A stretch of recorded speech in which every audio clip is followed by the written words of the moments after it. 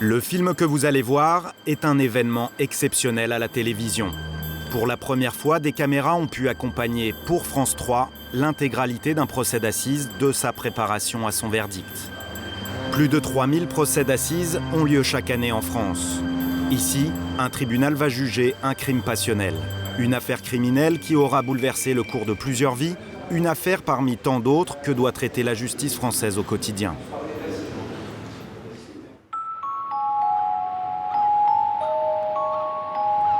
Il y a 3 ans, dans un petit village du nord de la France, un père de famille sans histoire est retrouvé mort, carbonisé dans sa voiture.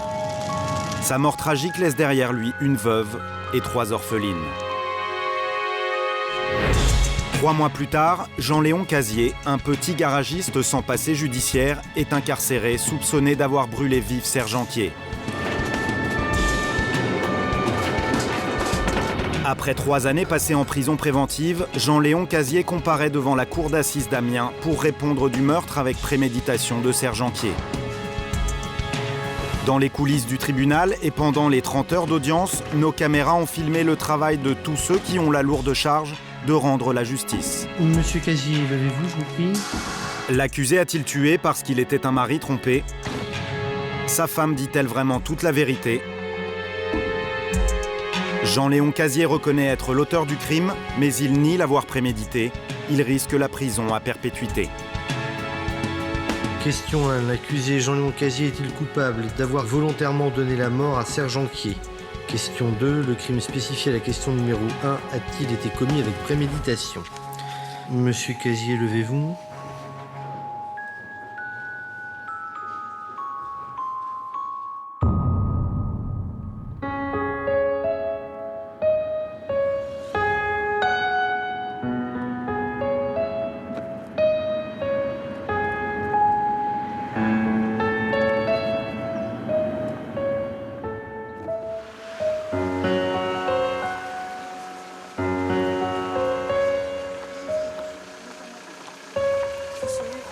Une semaine avant le procès, la femme et les filles de la victime ont rendez-vous au cabinet de leur avocat.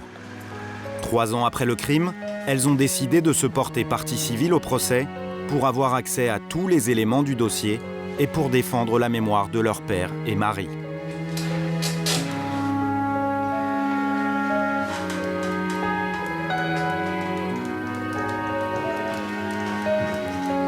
Maître Jérôme Crépin plaide depuis de longues années en cour d'assises. Alors allons-y, laisse-moi au travail. Il reçoit ses clientes pour les préparer à affronter les audiences à venir. Allez, entrez. Comment ça va? Si on veut. Tout doux? Ouais, il y a de l'attente, non mais c'est vrai. C'est vrai que cette période-là, c'est toujours une période... La période d'avant-procès, c'est toujours une période délicate. Hein. Pour résumer les choses, il y a 2 parties dans un procès. Il y a une partie personnalité qui vous semblera très longue parce que la première journée, on parle que de l'accusé. On ne parle que de l'accusé. On parle de l'accusé parce qu'on doit savoir qui on juge. Bon, il y a ceux qui me disent vous pouvez y aller, cogner. Pour autant, c'est pas forcément une bonne stratégie. Si on cogne dessus, il va faire pitié. Donc on va pas cogner dessus. Mais ce qu'on va faire, c'est qu'on va démontrer que c'est vraiment quelqu'un qui est une machine à tuer. Je vais aller le chercher sur le terrain de l'assassinat. Quelle est la différence entre l'assassinat et le meurtre? Ça, c'est une chose que vous devez savoir, et ça, parce que ça va faire partie du débat. Je me dispute avec quelqu'un. J'ai une arme dans ma voiture à ce moment-là parce que je rentre de la chasse. Il me met une claque, il me menace avec un couteau, j'ai mon fusil qui est là tout près, je lui en mets un coup, à bout portant. C'est un meurtre, parce que j'ai pas prévu de le tuer. La même personne me menace un autre jour en me disant je suis ci, je suis ça, me met une claque dans la rue, je rentre chez moi en disant celui-là il va me le payer, je prends un fusil, je me dis j'y vais, je l'attends, j'attends qu'il sorte de chez lui, je l'abats. Ça s'appelle de la préméditation, c'est-à-dire que j'ai pensé que j'allais le tuer. Ça c'est de l'assassinat, le crime le plus grave. Il encourt perpétuité pour un assassinat. S'il est condamné pour meurtre, il n'encourt que 30 ans. Comment? Perpète, pas 30 ans. Pour moi, 30 ans, c'est pas assez. Perpète. Pareil. Pareil, tout le monde. Non, tous les 4, c'est pareil. Là, ce qui vous importe dans le procès, c'est qu'il soit condamné à une peine de prison. Ah bah oui, sinon c'est facile. Dans 15 ans, il est dehors, il redémarre sa vie. Nous, la note a été gâchée. C'est tout à fait normal que vous pensiez perpète. Mais à mon avis, pour vous, vous ne serez tranquille que quand il aura été sanctionné, c'est évident. Mais quand vous aurez aussi peut-être pu entendre les raisons qui l'ont conduit à faire ça. Ah oui. Il sera un moment important, vous verrez du procès, on se rendra compte que c'est essentiel que vous parliez. Qu'il y en ait une de vous, madame, bien entendu, que vous parliez de votre mari. C'est important. Vous savez, c'est important qu'à un moment donné, vous en parliez. Parce que quand quelqu'un a disparu, il n'y a que sa mémoire qui est portée par ses proches.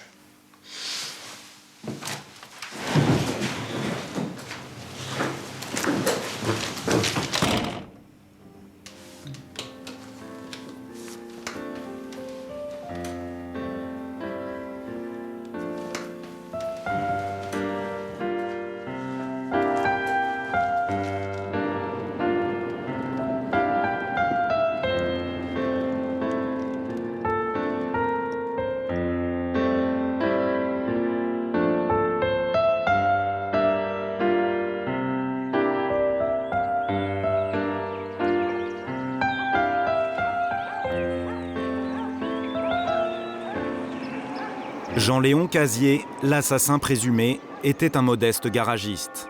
Il vivait ici, à Valines, un petit village de 600 habitants dans la Somme.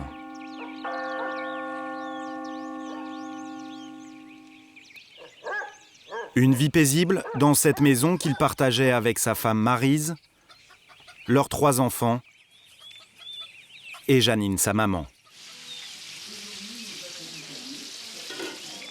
À quelques mètres, le garage fondé avec son frère Jean-Robert, avec qui il travaillait 6 jours sur 7 sans compter.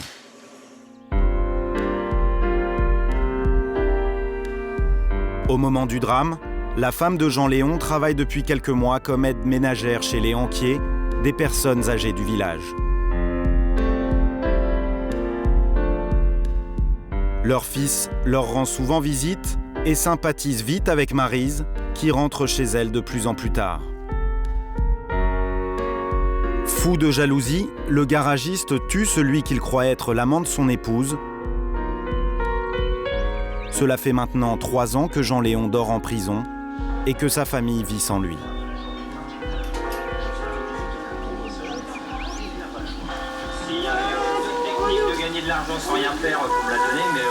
La veille du procès, dans la famille de Jean-Léon, tout le monde vit ces moments avec beaucoup d'anxiété.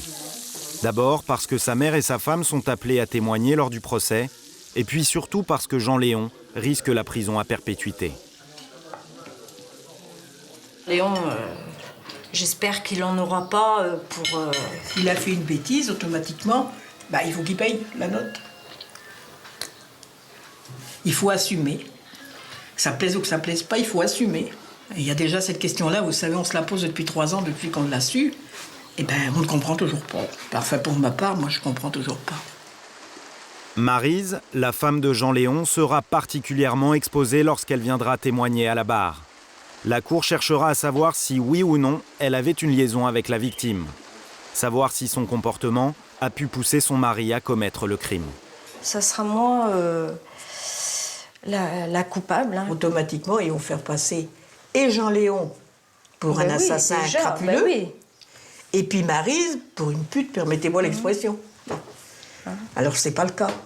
Il faut faire confiance dans la justice. Alors, pour moi, personnellement, ce qui m'intéresse, c'est de le voir libre. Mais c'est mal barré pour moi. Bon. Supposons qu'il soit condamné à 20 ans. Moi, je ne le reverrai jamais libre. J'en ai 81.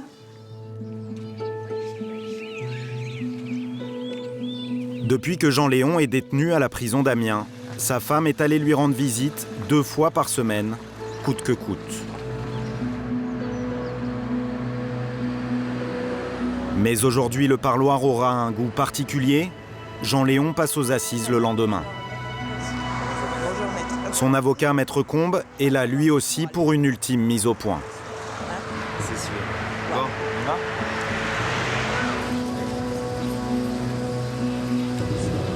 L'avocat est autorisé à rencontrer l'accusé au parloir en même temps que la famille. Une visite spécialement accordée pour le tournage.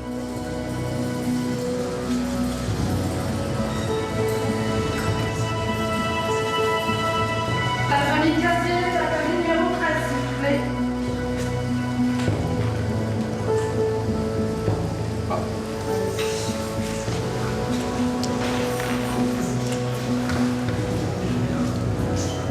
Allez, on calme.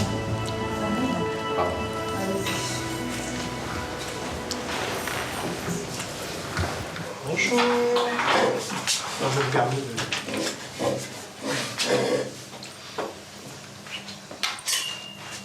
Bonjour, Mette. Ça va? Attends, viens, bonjour. Bah bien sûr. Je fais ton. Vas-y, allez. Bonjour. Nicolas. Puis là, c'est les deux Anne et puis C'est- François Xavier. Et ça, c'est de ma fille, c'est notre fils. Hein. Ah, on sent que les enfants sont stressés et qu'ils ont... Même la grande, elle est Puis stressée quand aussi. elle mère, on se rend bien compte. Oh, oui. Tous les C'est, trois à des stades différents. Et envers toi, ça va? Ils sont pas trop arrogants? Mais il y a des fois, c'est. Ben, moi, je me demande s'ils me le reprochent pas. Oui, ils le pensent Toi, peut-être, mais t'es ils ne là. le disent pas. M'excuse, mais le responsable, c'est moi, déjà là-dedans. C'est vrai que je stresse un peu pour le jugement, mais ça, c'est normal, tout homme, il serait pareil. On te demande toujours qu'est-ce qui va se passer, est-ce que j'aurais pas honte devant tout le monde, déjà? Parce que c'est quand même un geste que j'ai commis très important. J'ai été trop loin, je dois être jugé. C'est normal, là, ça c'est tout. Je peux pas... J'ai rien contre la justice, tout ça, c'est normal que je sois jugé. Dans le fond, ça se comprend, c'est un homme qui est droit. Et il a toujours été comme ça, mais là, il a pété les plombs, c'est le cas de le dire. Non, si, je peux le dire, c'est que là, ça touchait ce qu'il fallait plus, là, ça n'allait plus. Là. Ah oui, sa famille, excuse-moi, ça, mais là... faut pas toucher à Maryse, il faut pas toucher à sa famille. Vous espérez quoi, vous, de ce procès? J'espère que tout se passera bien, mais qu'il y aura quand même une compréhension de tous les côtés, je veux dire. Ça touche quand même une histoire d'amour, quoi, je veux dire, je sais pas comment dire, c'est... Vous voulez qu'on comprenne que vous avez fait ça par amour? Bah, ben oui, c'est un peu quand même ça, oui. Mais j'ai pas fait pour l'argent, quand même. Jean-Léon a reconnu les faits, les choses sont assez claires, qu'il n'essaye pas de tordre les faits, de maquiller, etc. Est-ce que ça veut dire que c'est un procès qui est joué d'avance? Il y a beaucoup de questions qui leur seront posées. La préméditation est peut-être un des seuls éléments contre lequel Jean-Léon s'est élevé tout au long de cette instruction. Et seule cette question de la préméditation, pour lui, n'est pas constituée. Parce qu'on n'est pas en face de quelque chose de froid, sans sentiment. On a beaucoup de choses qui sont venues se mélanger et s'agglomérer et qui, malheureusement, ont conduit au passage à l'acte. Alors non, rien n'est joué, surtout pas. En tout cas, je l'espère. Allez, bon courage. Oh, tu me connais. Bah oui, je sais que je te connais. Tu connais. Bon, allez, Jean-Léon, à demain. Tu viens ce matin, c'est le matin que tu viens ou... Matin, demain matin. Bon, d'accord. D'accord? Allez, bon courage. Ouais, d'accord. Au revoir. Bonjour. Bon, sinon, comment tu appréhendes le procès, Maryse? Très stressée, angoissée. Et là, c'est ce que je t'ai dit, il faut être forte. Ouais. Il faut être très forte. parce que là, J'ai réussi à venir jusque-là.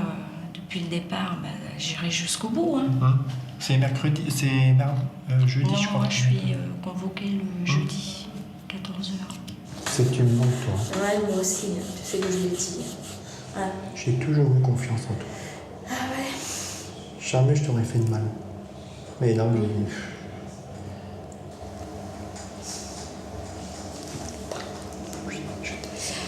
tu peux pas savoir. Tu peux pas savoir comment que je t'adore. Attends. Les siècles, il n'y a pas grand-chose. Je vais... En fait,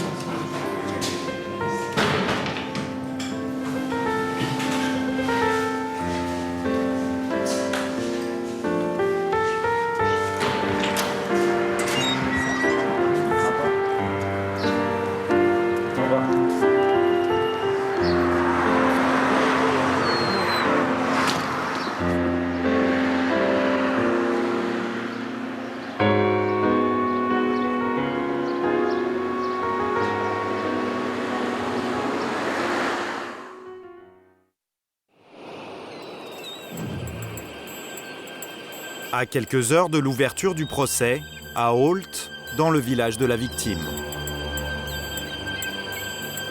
Serge Anquier vivait dans cette petite commune avec sa femme et ses 3 filles. Quand il a été retrouvé carbonisé dans sa voiture, c'est tout le village qui a été frappé.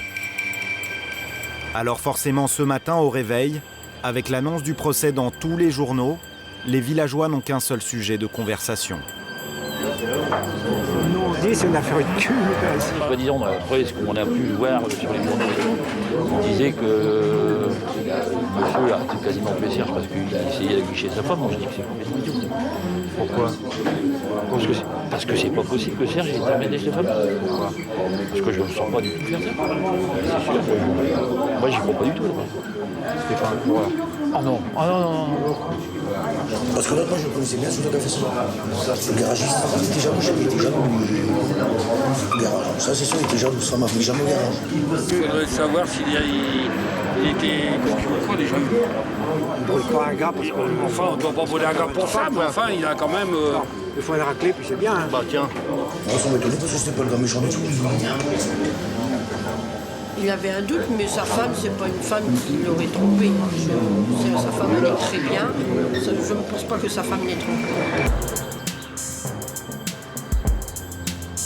À quelques ruelles des rumeurs de village, pour la veuve et les filles de la victime, l'atmosphère est lourde. Les 4 femmes savent que tout à l'heure, au palais de justice d'Amiens, elles vont devoir affronter le regard de l'assassin présumé. De toute façon, il ne sera pas pardonné. Ça, c'est pas parce que le procès va passer qu'on va lui pardonner. Ça, c'est impardonnable. Je suis désolée. 20 ans de prison, c'est rien. Nous, notre père, il ne reviendra pas dans 20 ans.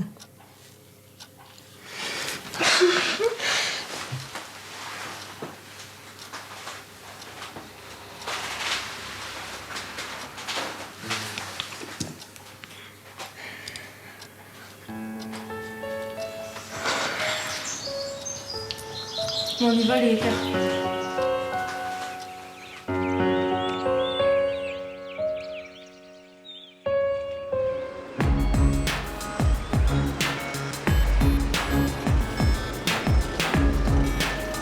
Au même moment, l'assassin présumé sort de la prison d'Amiens, escorté par 4 policiers et menotté dans son fourgon. Direction le palais de justice, où il comparaîtra dès 9h du matin devant la cour d'assises de la Somme pour répondre de l'assassinat de Serge Anquier. Au terme de 3 jours d'audience, Jean-Léon Cazier saura combien d'années il devra encore passer en détention.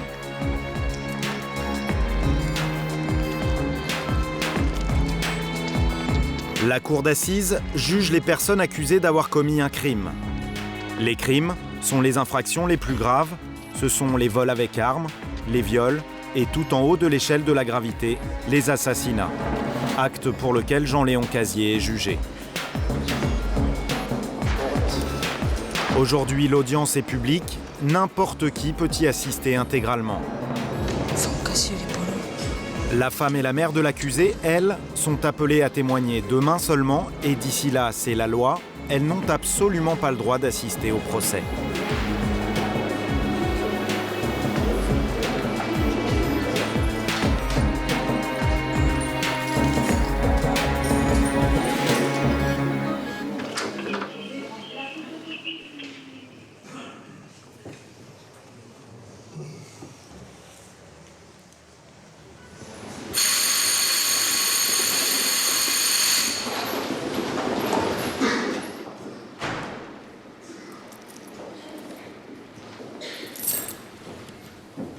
L'audience criminelle est ouverte, veuillez vous asseoir.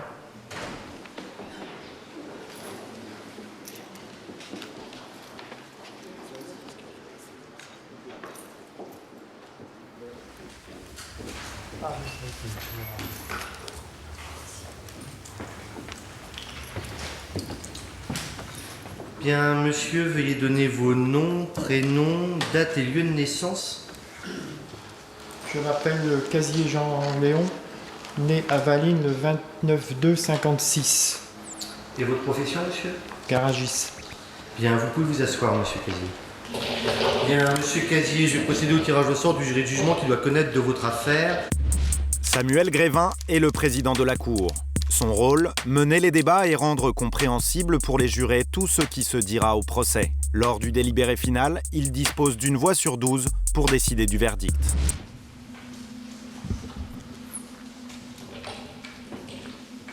Numéro 21, Petit Bernard.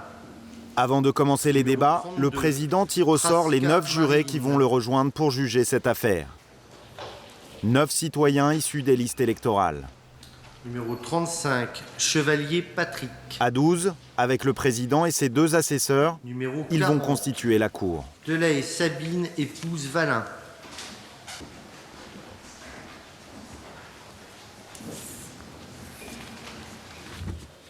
Je déclare le jury définitivement constitué. Mesdames et messieurs les jurés, veuillez prendre place aux côtés de la cour dans l'ordre désigné par le sort. Monsieur le premier juré se plaçant à la droite de madame le premier assesseur. Les 9 jurés désignés ne connaissent absolument rien au dossier et dans cette affaire, ils auront 3 jours pour se forger une intime conviction et rendre leur verdict. Bien, madame la greffière, veuillez donner lecture, je vous prie. La greffière va lire l'acte d'accusation. C'est la première fois que les jurés entendront parler de Jean-Léon Casier. Le 14 août 2004, à 0h40, les gendarmes de la brigade territoriale de Gamages étaient avisés de la présence d'un véhicule en feu sur la route départementale CD 925. L'incendie maîtrisé, les secours constataient la présence d'un corps de sexe masculin calciné à l'avant du véhicule. Ce corps était identifié comme celui du propriétaire du véhicule, Serge Anquier. Sur les éléments à charge à l'encontre de Jean-Léon Casier. Jean-Léon Casier, garagiste domicilié à Valine, résidait non loin de l'habitation des parents de Serge Anquier, chez qui son épouse, Maryse Casier, travaillait quotidiennement comme assistante à domicile. Dès le début de l'enquête, plusieurs témoignages évoquaient une relation amoureuse entre Maryse Casier et Serge Anquier. Jaloux, Jean-Léon Casier soupçonnait Serge Anquier d'entretenir une relation amoureuse avec son épouse, Maryse Casier. Il avait le sentiment que tous deux lui avaient menti et se moquaient de lui. La colère l'avait submergé. Il avait décidé d'aller s'expliquer avec Serge Anquier. Il avait sorti le bidon d'essence de son véhicule et était allé se cacher derrière les tuyas à proximité de la maison des époux Anquier. Serge Anquier sort et se dirige vers son véhicule. Jean-Léon Casier s'approche alors de lui et l'interpelle sur ses relations avec Maryse Casier. Il sort Serge de sa voiture et lui assène un premier coup de poing au visage. Jean-Léon s'arme d'un silex et le frappe au niveau de la nuque. Serge s'écroule sur le sol. Jean-Léon le saisit et le traîne dans la voiture à la place du passager avant droit. Puis il quitte les lieux avec la voiture et Serge à son bord inconscient. Il roulait sur plusieurs centaines de mètres, quittait la commune de Valine et empruntait le CD 925 où il décidait de simuler un accident. Durant le trajet, Serge Anquier gémissait. Jean-Léon s'arrête sur l'accotement droit de la chaussée et sort du véhicule. Il reprend son bidon et verse de l'essence dans la voiture et sur le corps de Serge. Puis il jette le bidon par la fenêtre. Enfin, il met le feu à la voiture alors que la victime est toujours vivante. Au vu de l'ensemble de ces éléments, Jean-Léon Casier était placé en garde à vue le 22 novembre 2004, soit 3 mois après le décès de Serge Anquier. À sa 4e audition, il finissait par reconnaître avoir donné volontairement la mort à Serge Anquier. L'ensemble de ces lourdes charges justifie la mise en accusation de Jean-Léon Casier devant la cour d'assises de la Somme du chef d'assassinat de Serge Anquier. Monsieur Casier, levez-vous, je vous prie. Bien.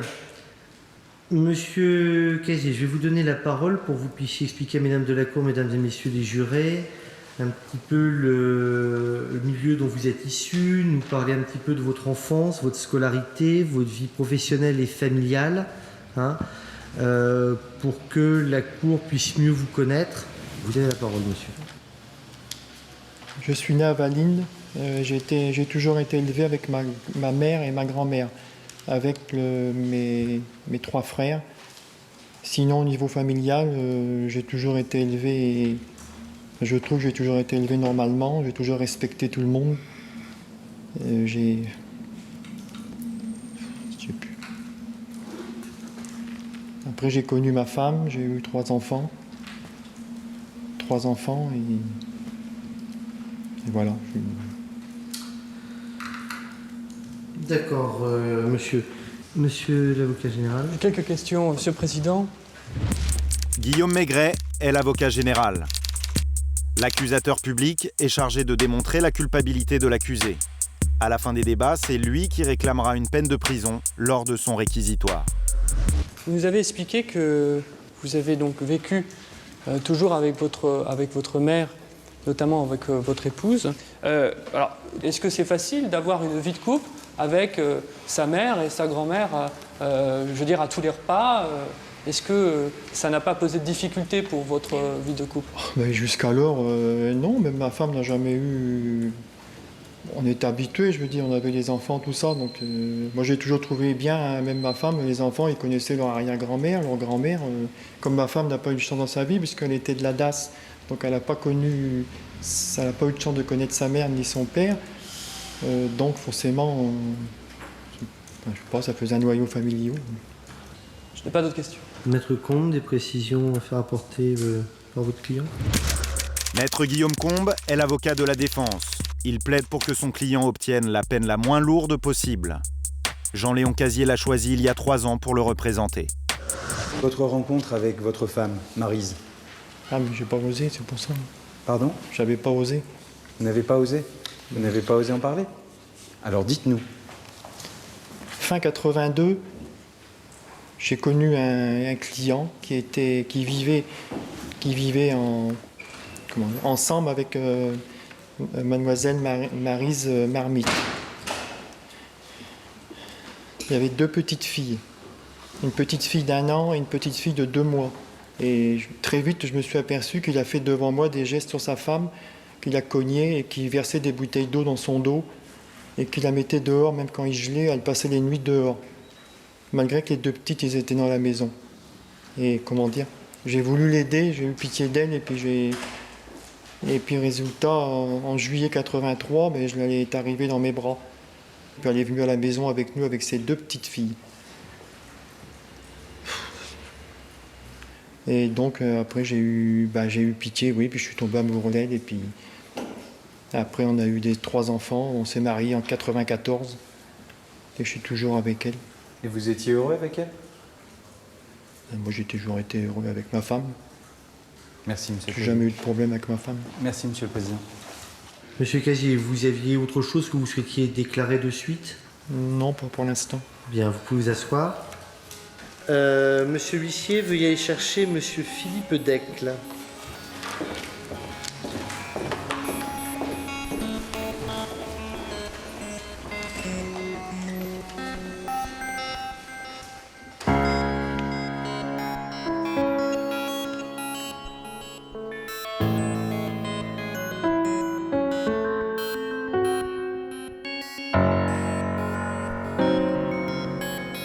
L'audience se poursuit par l'interrogatoire de témoins qui connaissent l'accusé pour que les jurés cernent au mieux sa personnalité.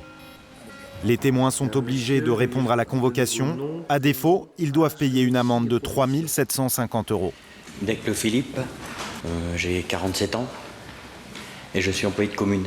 Vous jurez de parler sans haine et sans crainte, de dire toute la vérité, rien que la vérité. Levez la main droite et dites « je le jure ». Je le jure. Bien, monsieur Decle, je crois que vous connaissez donc depuis longtemps l'accusé, monsieur Jean-Léon Casier. Oui. Je vous donne la parole pour que vous puissiez nous dire ce que vous souhaitez nous dire sur lui. Je connais Léon depuis l'âge de 12 ans. Ça a toujours été quelqu'un de très calme, de très gentil, de non violent. Quand on sortait ensemble et qu'on se chamaillait un peu, il nous calmait. C'est toujours lui qui nous remettait, il nous disait de se calmer pour pas aller trop loin, quoi. Donc quelqu'un que vous pourriez qualifier de calme, de raisonnable. Très calme. De raisonnable, de responsable aussi, très apparemment. Responsable. D'accord. Ça a toujours été un gars qui travaillait, qui était calme. Quand il ne travaillait pas d'un côté, c'était de l'autre, c'est le cas de le dire. Quand moi je m'engueulais avec ma mère, c'était toujours bon, calmez-vous, soyez cool, ça sert à rien. Bon, ce qu'il a fait, ça n'a pas servi à grand chose non plus. Hein. Il n'a pas été cool. C'est pas Léon, il parlait pas beaucoup. Il travaillait beaucoup, mais il ne parlait pas beaucoup. Ça veut dire quoi? Ça veut dire qu'il gardait tout dedans? À l'intérieur, il gardait tout. Même un client qui gueulait, il ne gueulait pas. C'était pas un méchant. D'accord. Maître Crépin, des questions aux témoins? Maître Jérôme Crépin est l'avocat de la partie civile. Il assiste la famille de la victime pour qu'elle obtienne réparation. Il peut intervenir pendant tout le procès, au même titre que l'avocat de la défense ou l'avocat général. Vous dites « je ne l'ai jamais vu monter en colère ». Non, et jamais. Pourtant, vous évoquez des contacts quotidiens, puisque quand c'est pas vous qui allez lui dire bonjour, c'est lui. C'est lui. D'accord. Donc un homme qui ne se met pas en colère. Non. Pas de cris, pas d'excès. Non, jamais. Sur le plan professionnel, vous le connaissiez bien en tant que garagiste? Oui, mais je travaillais à côté de son garage. D'accord. Un homme méthodique, bien organisé. Oui. C'était pas un homme fou. C'était pas. Il y a des garages fouillis, tout traîne. Et là, c'était un. Sur le plan professionnel, si on lui donne une voiture, c'est bien fait. Parce que quand la question de réparation de voiture, c'était toujours très bien fait. Carré en termes d'organisation. Oui. J'ai pas d'autres questions, Monsieur le Président. D'autres questions aux témoins? Bien, donc monsieur, vous pouvez partir ou demeurer dans la salle, l'audience est en public, vous faites comme vous le souhaitez. Les témoins se succèdent ensuite à la barre pour parler de l'accusé. Je le considérais très bien. C'est un garçon qui ne parlait pas beaucoup et quand il parlait beaucoup de mécanique. Il avait la mécanique en tête. Mais autrement, point de vue de parler de filles ou de n'importe quoi, c'était pas son genre. Et rien que la vérité, levez la main droite et dites je le jure. Je jure. Bien. Une ancienne institutrice se souvient encore, après plus de 40 ans, d'un élève taciturne, toujours sur la défensive. L'audience va être suspendue, elle reprendra à 14h15.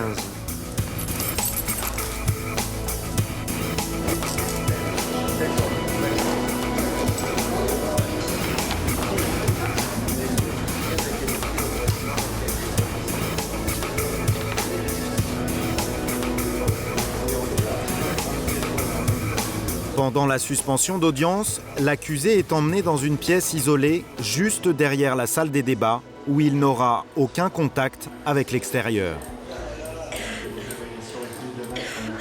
Ça vous fait quoi de voir la famille enquillée aujourd'hui? Ça fait drôle quand même, que j'ai quand même... je me sens gêné devant. Je les regarde aussi de temps en temps, mais j'ose pas non plus trop... Je peux pas me permettre de les fixer, je parle de moi. Mais ça me rend triste, je suis obligé de le dire de toute façon. Je vais quand même faire je vous ai dit, j'ai fait une bêtise. Je leur ai fait du mal, sans le vouloir directement, je veux dire.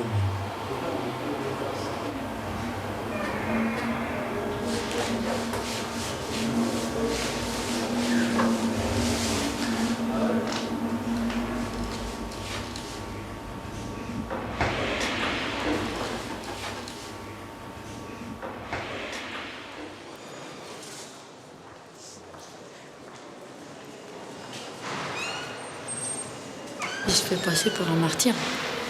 Ah oui, si tu veux. C'est le mec qui a peu de chance. Le bon type à la bonne bouille, c'est le pauvre martyr. Quelqu'un de réservé, qui parle pas, qui est tout seul dans son coin. Moi, j'ai pas de pitié pour lui. Non. C'est clair que j'aurais jamais de pitié pour lui. Bon, il fait pitié dans son petit bosquet. J'en ai rien à foutre. Jamais je lui pardonne rien. Allez, on y va. Non, c'est bon. Attends.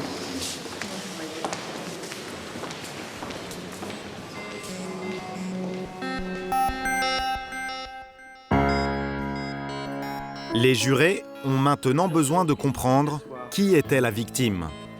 Ils vont entendre Odile Desquiret, une enquêtrice de personnalité au service de la justice. Dans cette affaire, Elle a effectué une série d'entretiens avec la famille et les amis de la victime pour tout savoir sur la vie que menait ce père de famille avant sa mort. Mais effectivement, M. Anquier a été décrit comme quelqu'un qui était sans histoire, qui ne posait pas problème, qui était serviable, courageux, un bon gars tranquille, comme j'ai pu l'entendre, qui était apprécié des siens, tant par sa famille que par ses proches au niveau professionnel ou ses amis.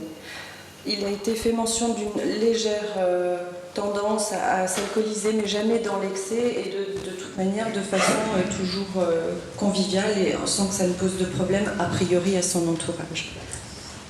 Monsieur Anquier est décrit comme un papa agréable qui s'est posé les limites, qui était à l'écoute de ses enfants et qui était assez cool. Papa poule. Il aimait bien savoir avec qui on allait, qui on sortait, où est-ce qu'on allait, à quelle heure qu'on venait. Papa très protecteur. Tant qu'on n'était pas rentrés, il n'était pas couché. Disons que des photos, on n'en a pas beaucoup de sérieuses parce que j'étais toujours en train de faire le clown. Bon vivant. Bon cœur, bon vivant. Très serviable. Parfait. C'était le bon gars, prêt à tout, donner des coups de main, tout quoi. Ça, Serge, il suffisait de l'appeler, et puis ça marchait, quoi.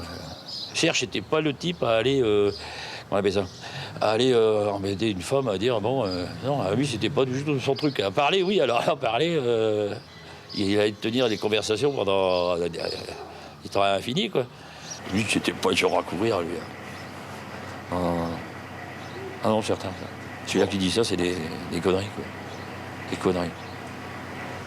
Son épouse en parle comme d'un homme agréable à vivre, en précisant d'ailleurs avec beaucoup d'émotion quand je l'ai rencontré qu'elle se remarierait sans aucun problème avec ce monsieur après tant d'années de mariage. Voilà ce que je peux vous dire, Monsieur le Président.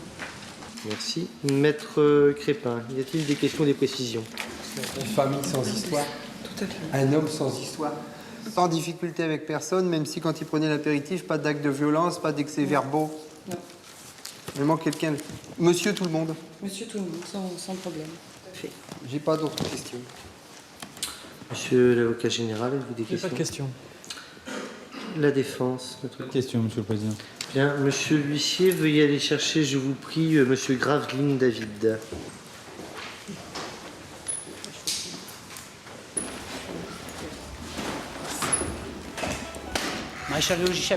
La cour va maintenant entendre les gendarmes qui ont enquêté sur la scène du crime le soir du meurtre. Ils vont détailler les éléments qui leur ont permis d'arrêter Jean-Léon Casier 3 mois après les faits et d'obtenir ses aveux. J'ai été appelé par le capitaine Ferré le 14 août à 1h55 du matin sur les lieux d'une découverte donc d'un corps calciné dans un véhicule automobile. C'était ici. Donc l'avant du véhicule se trouvait ici. Et l'arrière était ici. Donc comme une descente légère, en fait, le véhicule est légèrement descendu du talus pour venir mourir ici par inertie.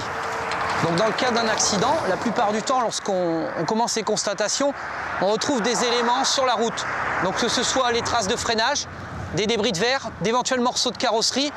Sur les accotements, on peut retrouver des traces de ripage, c'est-à-dire des traces de freinage dans la terre. Or, là, en l'occurrence, ce n'était pas le cas. Il n'y avait aucune de ces traces précurseurs d'un accident. Dans cette direction, à l'époque, c'était un champ de blé.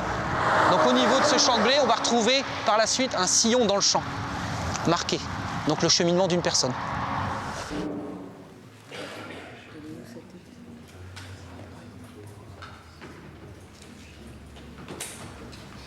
Pour ce qui concerne la position du corps dans le véhicule, donc on est en présence d'un individu de sexe masculin, de race européenne, blanche.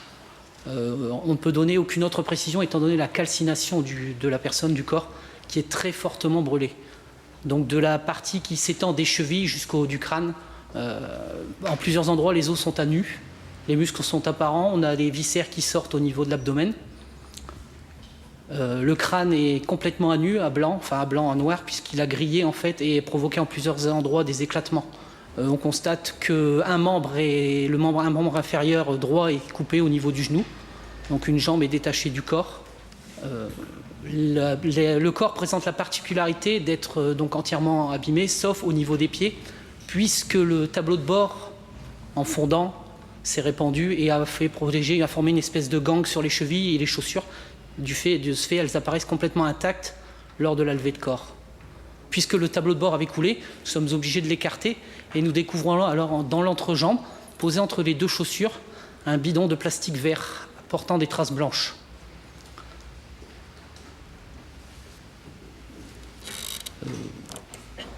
Monsieur l'avocat général. Dans cette affaire, qu'est-ce qui est apparu déterminant dans vos constatations? Le bidon qui se trouvait donc entre les 2 pieds de la victime n'a dû son salut en fait qu'aux conditions atmosphériques.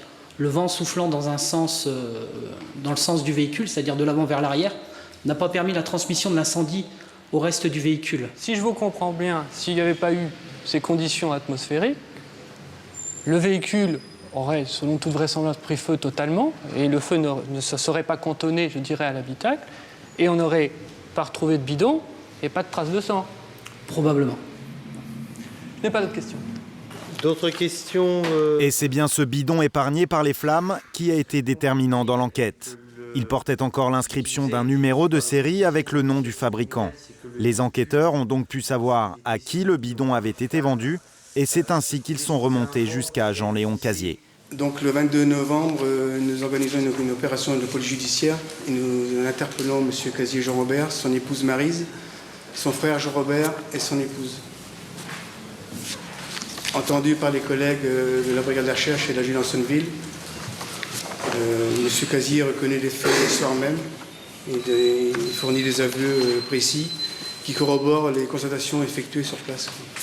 Et dans le cadre de son audition, on peut dire que rapidement et sans de difficultés particulières, M. Jean-Léon Casier vous dit qu'il vous raconte finalement qu'effectivement il est bien impliqué. Il a commencé à faire des aveux à 22h30, il a commencé à nous expliquer son geste. 13 août 2004, ce jour-là, comme j'avais ruminé toute l'après-midi, je voulais avoir des explications avec lui parce qu'il avait bien compris qu'il s'entendait avec ma femme. Le soir, j'étais mené des pièces à Wincourt. En venant, j'ai vu que l'auto de M. Anquier Serge était présent chez ses parents. Je suis rentré chez moi et j'ai décidé d'aller m'expliquer avec Serge pour lui dire d'arrêter de tourner autour de ma femme. J'ai fait semblant de monter me coucher. Ma femme est restée dans la chambre du bas parce qu'on fait chambre à part. J'ai attendu quelques minutes et je suis redescendu sur la pointe des pieds pour que ma femme ne m'entende pas. J'ai pris un briquet dans la cuisine et mes clés de voiture. J'ai aussi emporté un bidon vert de mon garage à moitié rempli d'essence. J'ai roulé jusqu'à la maison de la famille Anquier à environ 500 mètres de chez moi. Je me suis garé un peu en retrait pour qu'on ne me repère pas. J'ai sorti le bidon de mon coffre et je suis allé me cacher derrière les tuyas qui bordent la maison des Anquier.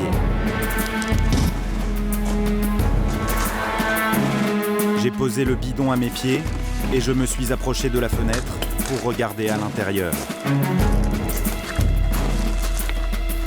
Serge était à table avec sa mère, il buvait. Je les ai regardés pendant au moins une demi-heure.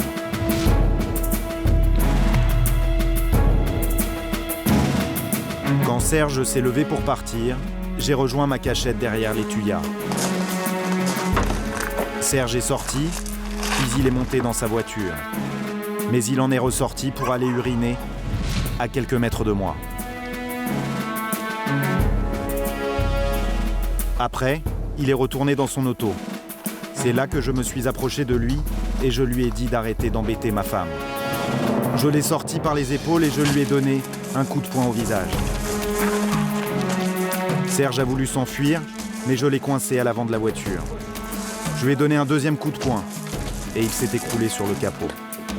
Et c'est là que j'ai pris un des silex de la cour et que dans la panique, je lui ai mis un coup sur la nuque. Serge s'est écroulé sur le sol, il saignait. J'ai eu peur, je l'ai mis dans sa voiture à la place du passager avant droit.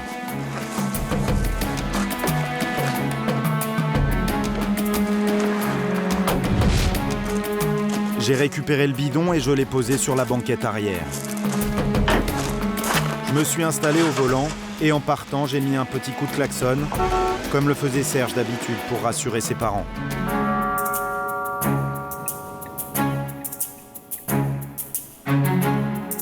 J'ai roulé sur plusieurs centaines de mètres et j'ai emprunté la départementale 925. Tout de suite après avoir quitté la commune de Valine, Serge a commencé à gémir. Je me suis arrêté sur le bord de la chaussée et c'est là que j'ai décidé de simuler un accident. J'ai récupéré le bidon d'essence. Serge a alors essayé de sortir. J'ai violemment repoussé la portière pour l'en empêcher. J'ai versé de l'essence dans la voiture et sur les jambes de Serge, puis j'ai fait une mèche en versant de l'essence sur la chaussée. Ensuite, j'ai jeté le bidon dans la voiture et là, j'ai vu quelqu'un faire marche arrière vers moi. J'ai alors allumé la mèche avec le briquet. Je crois que Serge était encore vivant à ce moment-là. Je me suis enfui en traversant les champs qui bordent la route. Mais je me suis fait repérer par une voisine. Alors je me suis accroupi dans les champs et j'ai continué en rampant. J'ai récupéré ma voiture et je suis rentré chez moi.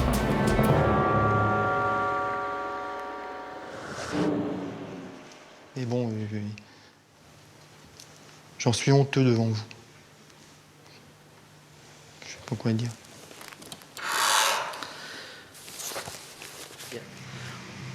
Au départ, ce bidon, vous aviez pensé en faire quoi? Pour faire peur déjà, c'est ce que j'avais déjà dit. Pour faire peur, parce que je... Non mais pour faire peur de quelle manière, monsieur? Parce qu'un bidon qui reste éventuellement enfermé dans le coffre d'un véhicule ou qui reste à côté de soi dans un taillis, ça peut pas faire peur. Je pensais déjà que monsieur Anquier Serge aurait peut-être reparti chez lui à Holt. Et même pour faire peur, même brûler une poubelle ou un truc comme ça, je veux dire. Mais là, c'est vrai qu'il était là, donc je me suis arrêté, j'ai descendu le bidon. Et c'était pour faire peur, mais je veux dire, je voulais pas... C'est pas facile. J'ai cru comprendre que vous disiez que éventuellement, au moment où vous chargez le bidon, vous vous dites, s'il va à son domicile à Holt, je pourrais éventuellement mettre le feu à une poubelle. C'est ce que j'ai cru comprendre. Ouais, c'est vrai, oui. Bien.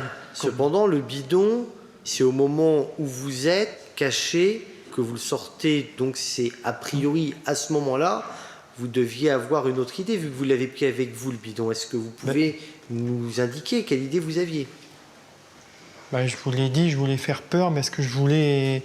Comme il est sorti, je voulais demander s'il s'entendait avec ma femme. C'est là qu'il m'a répondu, laisse-moi tranquille.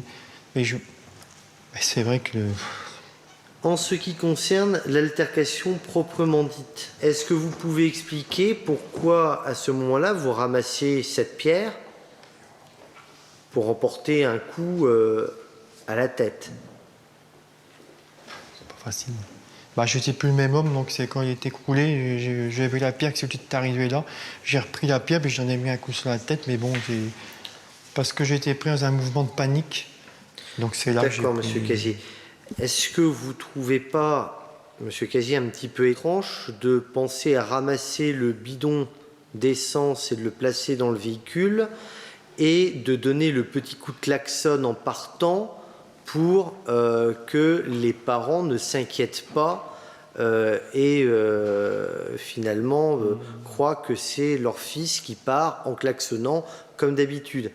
Comment vous pouvez nous expliquer, si vous voulez, la conjonction de cette panique avec ce qui semble être, pouvoir ressembler à un certain sang-froid? C'est pas de sang-froid, je vous le dis franchement, c'est pas de sang-froid.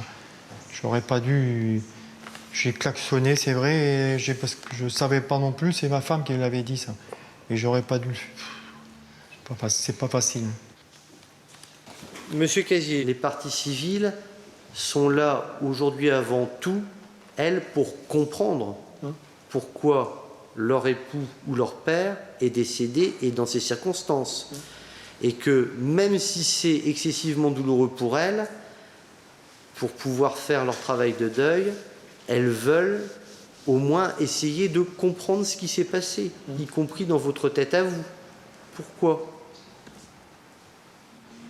En août 2003, ma femme a commencé à travailler au service des personnes âgées.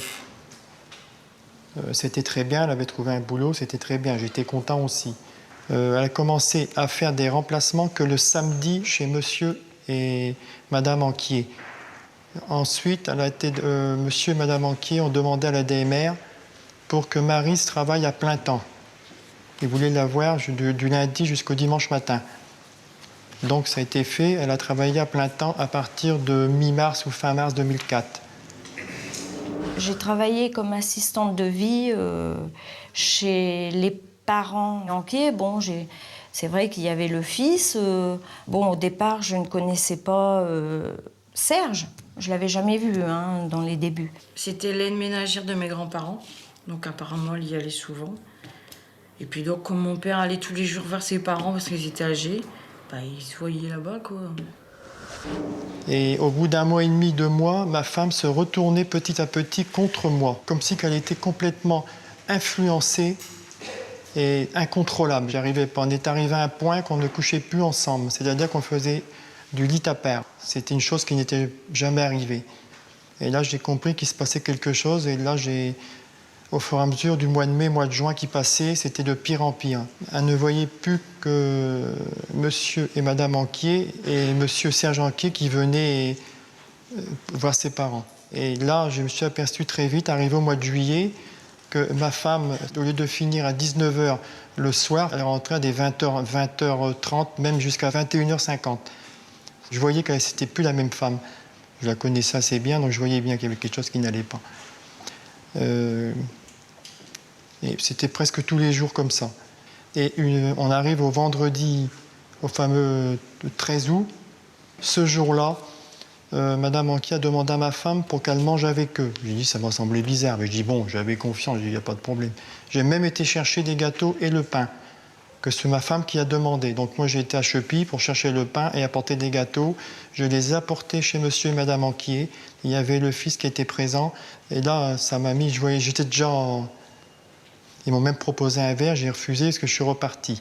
Je voyais qu'il y avait déjà quelque chose qui n'allait plus, mais là, ça augmentait et... Bien. Les gâteaux, c'est le détonateur. Et c'est sa femme qui s'est imposée chez vos beaux-parents ce midi-là. Elle y va que je la colère, la panique. Parce que la panique, c'est la peur. Et vous l'avez dit, la peur, on s'en fout. Et les gâteaux de midi, je leur fais des gâteaux. Nous allons arrêter pour ce soir, nous allons suspendre et nous reprendrons demain matin à ce moment-là par les questions. L'audience est suspendue, on reprend demain matin à 9h.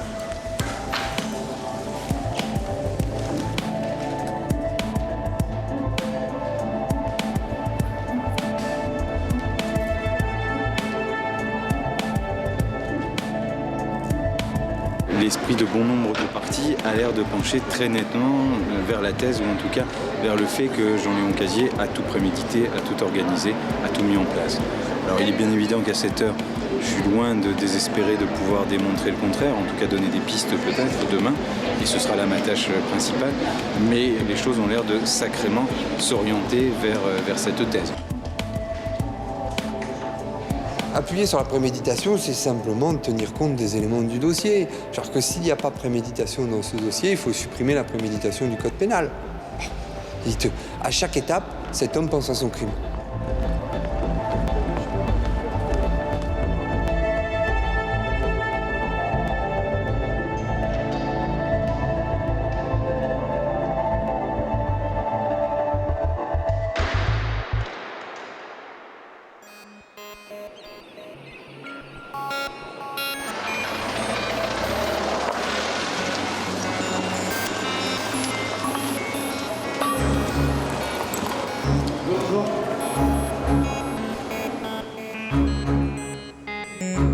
Le deuxième jour du procès s'ouvre ce matin. Les débats vont reprendre dans quelques minutes. Il n'y a rien qui aujourd'hui change en quoi que ce soit. Les réponses, il faut les donner en fonction des questions qui sont posées, très simplement, très calmement. Il ne faut pas paniquer, pas s'énerver. Le matin, ça a été un peu difficile et un peu dur. Aujourd'hui, les questions, au contraire, il faut pouvoir y répondre tranquillement. Jean-Léon Cazier va encore avoir largement l'occasion de revenir sur ce qui s'est passé dans la nuit du 13 août 2004. Aujourd'hui, mieux qu'hier, l'accusé espère convaincre les jurés qu'il n'a pas prémédité son geste, que rien dans l'enchaînement des faits n'avait été calculé.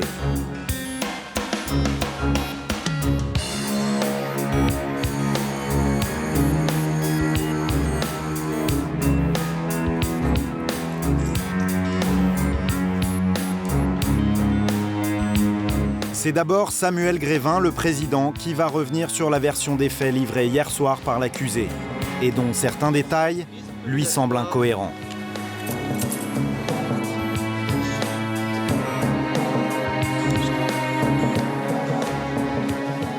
Bien. Monsieur Casier, vous pouvez vous lever, s'il vous plaît? Vous nous dites, depuis le départ, finalement, c'est un enchaînement malheureux de circonstances et de panique. Est-ce que vous ne trouvez pas quand même qu'il y a une certaine cohérence et que ça peut ressembler à un scénario dont vous-même vous parlez par moments? Quand on dit « je veux faire croire à un accident », c'est qu'on parle de mise en scène, monsieur. Non mais ça, c'est une grille de lecture possible.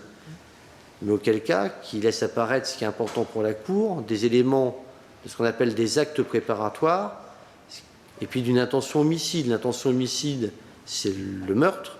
Les actes préparatoires, c'est la préméditation, donc l'assassinat. Donc c'est pour ça que je reviens là-dessus, parce que c'est très précisément les questions qui seront posées à mesdames et messieurs les jurés. J'entends vos questions, Monsieur le Président, mais je finis par me demander si demain, il est bien nécessaire de les poser, les questions aux jurés. Vous faites une ligne et une direction en systématiquement reprenant les éléments à charge. Monsieur Casier vous a déjà répondu et vous revenez sur encore un autre point. Je suis désolé de vous dire ça. Maître Combe, j'essaye de mettre en balance en posant à votre client les questions qui me semblent importantes de poser et de clarifier. Maître Crépin. Merci, Monsieur le Président. Monsieur Casier, il y a un mot que vous avez toujours répété. Vous étiez en colère et vous aviez la rage. Ouais, c'est vrai, mais pas arriver à un point pareil, non. On est d'accord sur le fait que les 4 gâteaux, c'est quelque chose qui ne vous a pas plu. Les gâteaux, c'est la goutte qui a fait déborder le vase. Oui. Quand vous êtes sorti de la boulangerie, vous vous êtes dit, c'est-il pas possible que moi, cet après-midi, je vais aller à Oincourt charger de la ferraille, ils vont manger ensemble. Qui est-ce qui vous a demandé de prendre les 4 gâteaux? C'est Maryse. Maryse ne vous a pas dit d'en prendre 5, pour toi, pour manger avec nous à midi? Pas pour manger chez M. Anquier. Pas pour manger chez M. Anquier. Ce qui fait que vous vous êtes senti isolé, M. Casier. C'est humain. Vous vous êtes senti isolé ce jour-là. On vous a dit on me met de côté. Pourquoi qu'ils n'ont pas invité sa femme ou ses enfants? Il y avait un vieil avocat qui disait la cocotte minute, elle a pété. Elle a explosé. C'est vrai, ça. C'est le repas de midi, hein. Ah, c'était le point. C'est la mauvaise cerise sur le mauvais gâteau. Je vais en revenir à un objet qui m'intéresse, M. Casier, le bidon. Et un homme qui prend un bidon, c'est pas parce qu'il a une autre idée derrière? Non. Monsieur Casier, un bidon, est-ce que ça fait peur? J'étais plus le même homme d'ailleurs déjà. Mais vous étiez suffisamment conscient pour bien organiser la simulation de l'accident. Oh, c'est pas vraiment d'organisation. J'étais hors de mon chemin, quoi, disons. J'étais complètement... Vous étiez furieux? Ouais, mais c'est déjà pas d'aujourd'hui, je veux dire.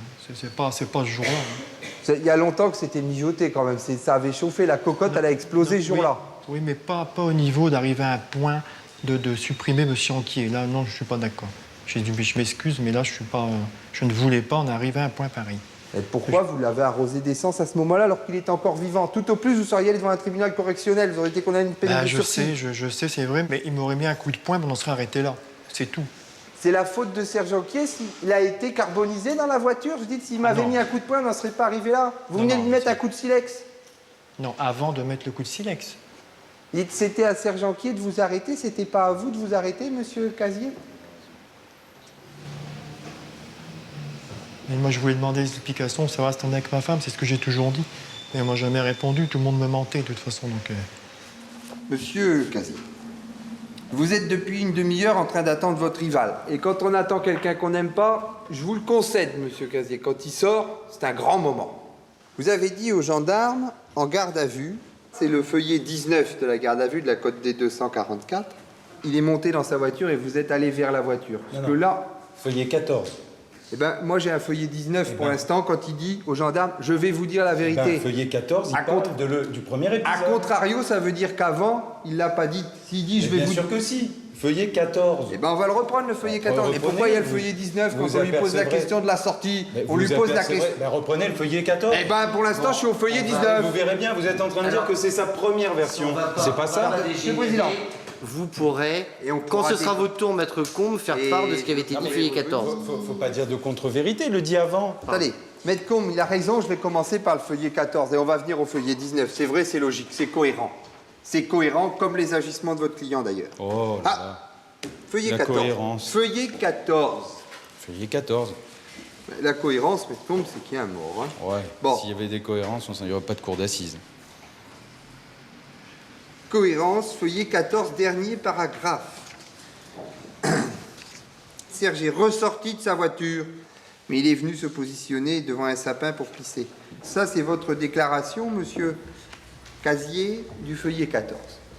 Pourquoi est-ce que vous dites aux enquêteurs au feuillet 19 « je vais vous dire la vérité » et vous allez donner une version un peu différente. Vous n'allez plus parler de Serge qui va pisser, vous allez dire Serge est sorti de chez ses parents. C'est là que je lui ai mis un coup et il est tombé par terre.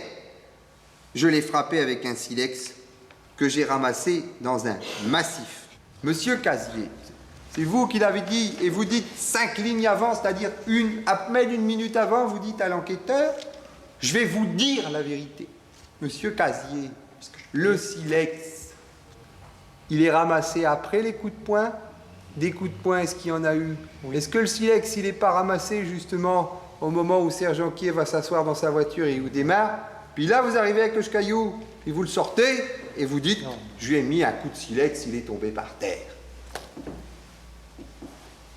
Est-ce qu'on doit vous croire à la page 14 quand vous parlez qu'il va pisser, ou est-ce qu'on doit vous croire à la page 19 quand vous dites « je vais vous dire la vérité » ?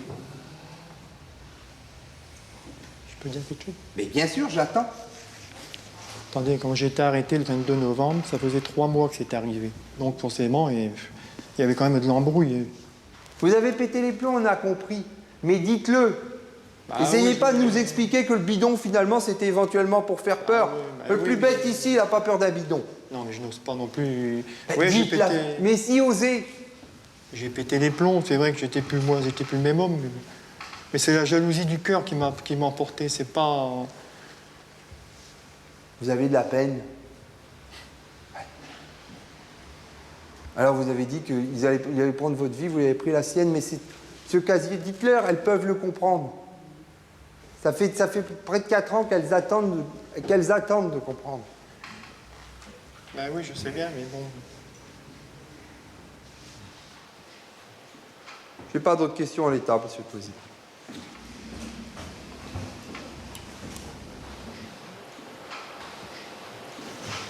Maître Combe, des questions?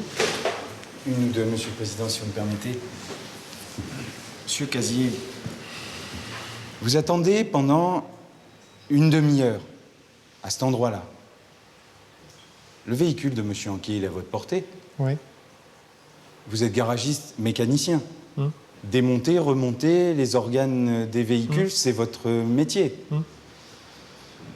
Vous auriez pu faire quelque chose dessus ou pas? Oui, j'aurais pu, mais en tant que mécano, j'aurais peut-être coupé le tuyau de frein ou un truc comme ça, c'est ça que je veux dire. Mais j'en ai pas... Non, c'était pas mon sens, je veux dire, c'était pas... Et là, est-ce qu'il y avait plus de chances qu'on puisse croire à un accident qu'en déposant la voiture dans le talus, comme vous l'avez fait un peu plus tard? Depuis tout à l'heure, vous nous dites que vous vouliez avoir une explication avec Monsieur Anquier et qu'en fait, le but de cette explication, c'était de savoir si Monsieur Anquier s'entendait avec votre femme. Vous aviez des soupçons? Bah oui, déjà depuis longtemps. Oui. De quoi vous aviez peur? De perdre ma femme. De perdre Maryse? C'est ce sentiment, cette peur, qui vous a fait bouillir pendant plusieurs mois? Non, pas plusieurs mois, mais c'était... Comment dire, ça devenait plus intense fin juin et tout le mois de juillet. C'est là que ça... Et pourquoi? Ma femme n'était plus la même envers moi, je veux dire. Je voyais bien qu'il y avait quelque chose, mais j'arrivais pas à savoir vraiment. Donc ce qui finalement vous a mis mal dans votre peau, C'est le fait de voir votre femme s'éloigner de vous? C'est le fait peut-être qu'elle change de comportement? Oui, puisque déjà on est arrivé à un point qu'on ne couchait plus ensemble.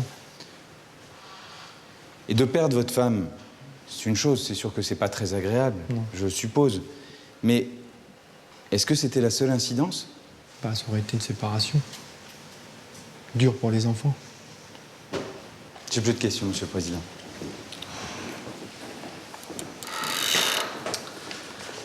Bien, vous pouvez vous asseoir, Monsieur Casier. L'audience est suspendue, elle reprendra d'ici 20 minutes.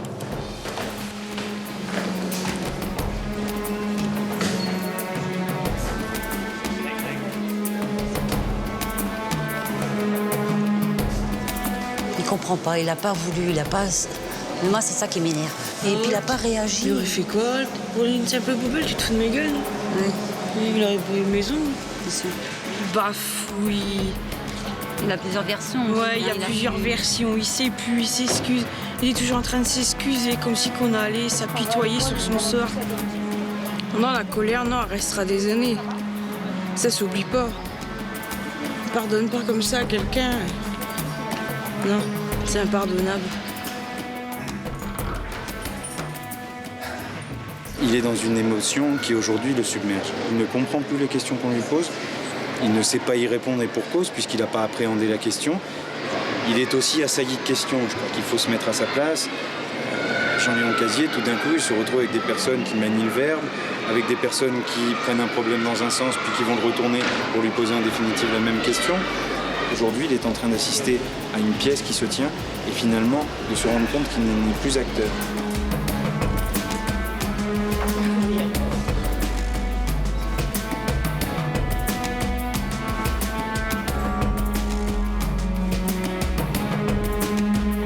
La mère et la femme de l'accusé viennent d'arriver au palais.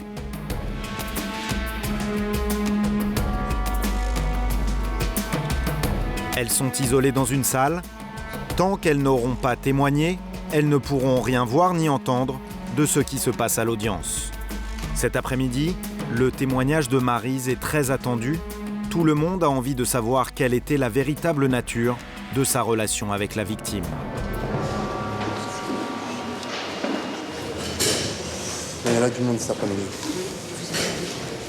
Je suis pas énervé ce matin. Je l'ai tenu. Ce matin, je l'ai tenu. En fin de matinée, je l'avais à ma main. J'aurais pu. Mais c'était trop tôt. Vous allez comprendre cet après-midi ce qui s'est passé et la faute de qui. C'est qu'on arrive crevé cet après-midi, l'abcès, qu'elle dise ouvertement oui, j'ai organisé le repas, oui, je l'ai envoyé chercher des gâteaux, oui, j'avais envie de rester avec eux ce midi-là parce que c'est-à-dire que j'étais là, etc. Et là, vous aurez autant d'antipathie pour elle que pour nous. De toute manière, on a autant. Oui, non, mais. Oui. Alors, elle va nous dire qu'elle est rembrassée dans la chaufferie, mais il ne s'est rien passé. Ça, c'est ce qu'elle dit. Parce que, à mon avis, elle essaie aussi de se couvrir maintenant. Je crois qu'elle s'est fait beaucoup de fous. Monsieur l'huissier, je vous demande de bien vouloir aller nous chercher, s'il vous plaît, Madame Caron-Janine.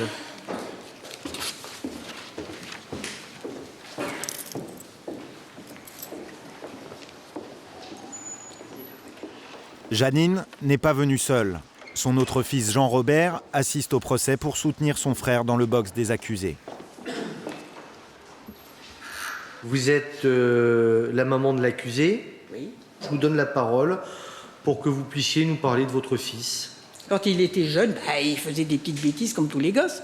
Mais c'était des gosses calmes et puis qui respectaient la famille, quoi, si je puis dire. D'accord, madame. Monsieur l'avocat général. Madame, vous la connaissez bien, votre belle-fille? Apparemment, oui, autant qu'on peut connaître les Est-ce que vous aviez remarqué, avant les faits, quelques mois avant, des difficultés au sein du couple? Non. J'ai toujours dit et déclaré aux gendarmes que de toute manière, moi, j'avais pour principe de ne pas m'occuper de leur couple, de leur ménage. Il y avait la vie commune pour la cuisine, à manger, on mangeait ensemble et tout, on faisait la cuisine. Mais quand chacun rentrait dans sa chambre, On a toujours eu pour habitude de respecter l'intimité de chacun, si je puis dire. Vous n'avez pas remarqué non plus que votre fils était plus soucieux? Ah, soucieux, on est toujours soucieux quand on est dans le commerce, monsieur. La défense a-t-elle des questions là? Oui, merci, Monsieur le Président. Madame Caron, lorsque vous allez le voir, il vous est arrivé de discuter avec lui de l'affaire? Ah oui, de discuter de l'affaire, moi je lui ai dit mon point de vue, parce que moi je réprouve l'acte qui s'est passé. Je peux pas, je pourrais presque dire que je peux pas le comprendre. Il faut que ce soit quelqu'un qui est, je sais pas moi, je comprends pas. Alors de toute façon, je l'ai dit à tout le monde, je peux pas admettre. Il ne voulait pas tuer un chaton qui venait de naître d'une chatte, et puis on venait me dire qu'il avait tué quelqu'un. Alors ça, c'est impensable. Est-ce que lui a eu l'occasion de vous donner quelques explications ou de parler un petit peu, de se confier à vous? Discuter comment qu'il en était arrivé là. Il m'a dit parce qu'il sentait qu'il avait peur que sa femme s'en aille, que c'était la destruction de sa famille. Et alors, ça, lui, c'était sa femme, il adore sa femme, qu'est-ce que vous voulez, ça? Ce sont des sentiments, il ne m'a pas demandé son avis, c'était sa femme, c'est normal qu'il aime sa femme. Merci, madame. Je vous en prie. Monsieur le Président. Y a-t-il d'autres questions aux témoins? Non? Pas d'objection à ce que nous puissions libérer le témoin? Madame, la Cour vous remercie. Vous êtes libre soit de partir ou de rester, de demeurer dans la salle d'audience maintenant. Faut que j'attende mon chauffeur. Comme vous le souhaitez, madame. Bien, monsieur l'huissier, veuillez aller chercher, je vous prie, madame Maryse Casier.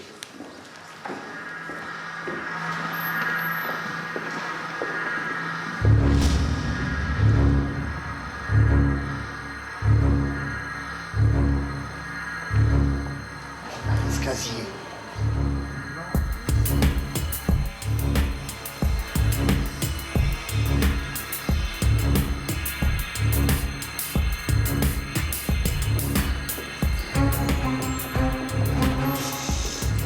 Ça va être intéressant.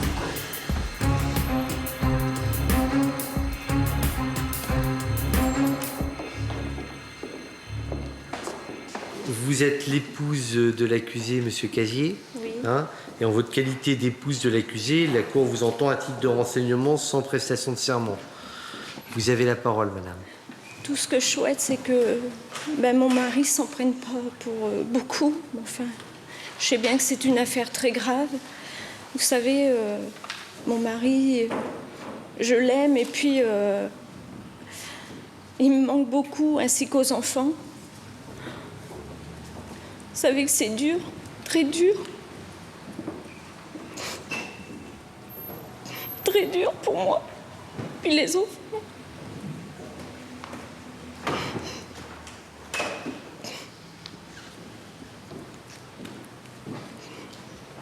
Ça va? Vous n'avez pas besoin qu'on vous apporte une chaise, madame? Non, ça va aller.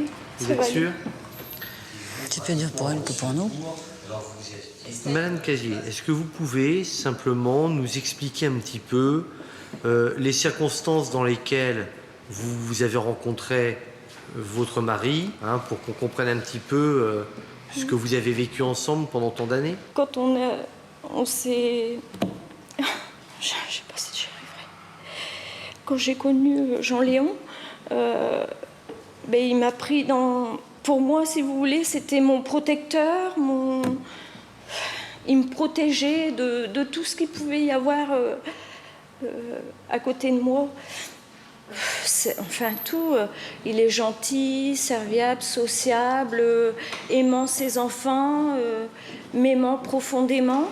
On ne se disputait jamais, rien. On était toujours d'accord vis-à-vis pour les enfants, pour n'importe quoi. On s'entendait très bien ensemble. Apparemment, auditionné par les gendarmes, vous dites mon ménage n'allait pas très fort. J'avoue qu'avec Léon, on a eu un moment dur. On se voyait rarement à cause du boulot. On a eu des moments où on a eu des passages difficiles. Ma question, c'est de savoir, est-ce qu'il y avait, selon vous, des problèmes relationnels avec votre mari? Il nous a dit que vous faisiez chambre à part. Oui, c'est vrai, mais c'est pas parce que je faisais chambre à part que j'avais couché ailleurs. Je ne dis pas ça, madame. Par contre, quand on dit qu'on fait chambre à part, ça laisse plutôt sous-entendre qu'en dehors du fait qu'on n'a plus une relation sexuelle, en plus, on n'a plus envie de partager grand-chose. C'est vrai qu'avec mon mari, je l'envoyais promener. Et c'est vrai qu'il se rapprochait. Moi, je l'envoyais promener. On allait à la plage, je l'envoyais promener. C'est vrai que je ne voyais plus que par la famille entière. Ça, c'est vrai. Mais c'est pas pour ça que je l'aimais pas. Mais est-ce qu'à un moment quelconque, madame, vous avez quelque chose, vous avez été, vous, attiré par M. Sergenquier, ou est-ce que vous avez une attitude qui aurait pu laisser penser à M. Sergenquier ou à certains de ses proches que vous étiez attiré par lui?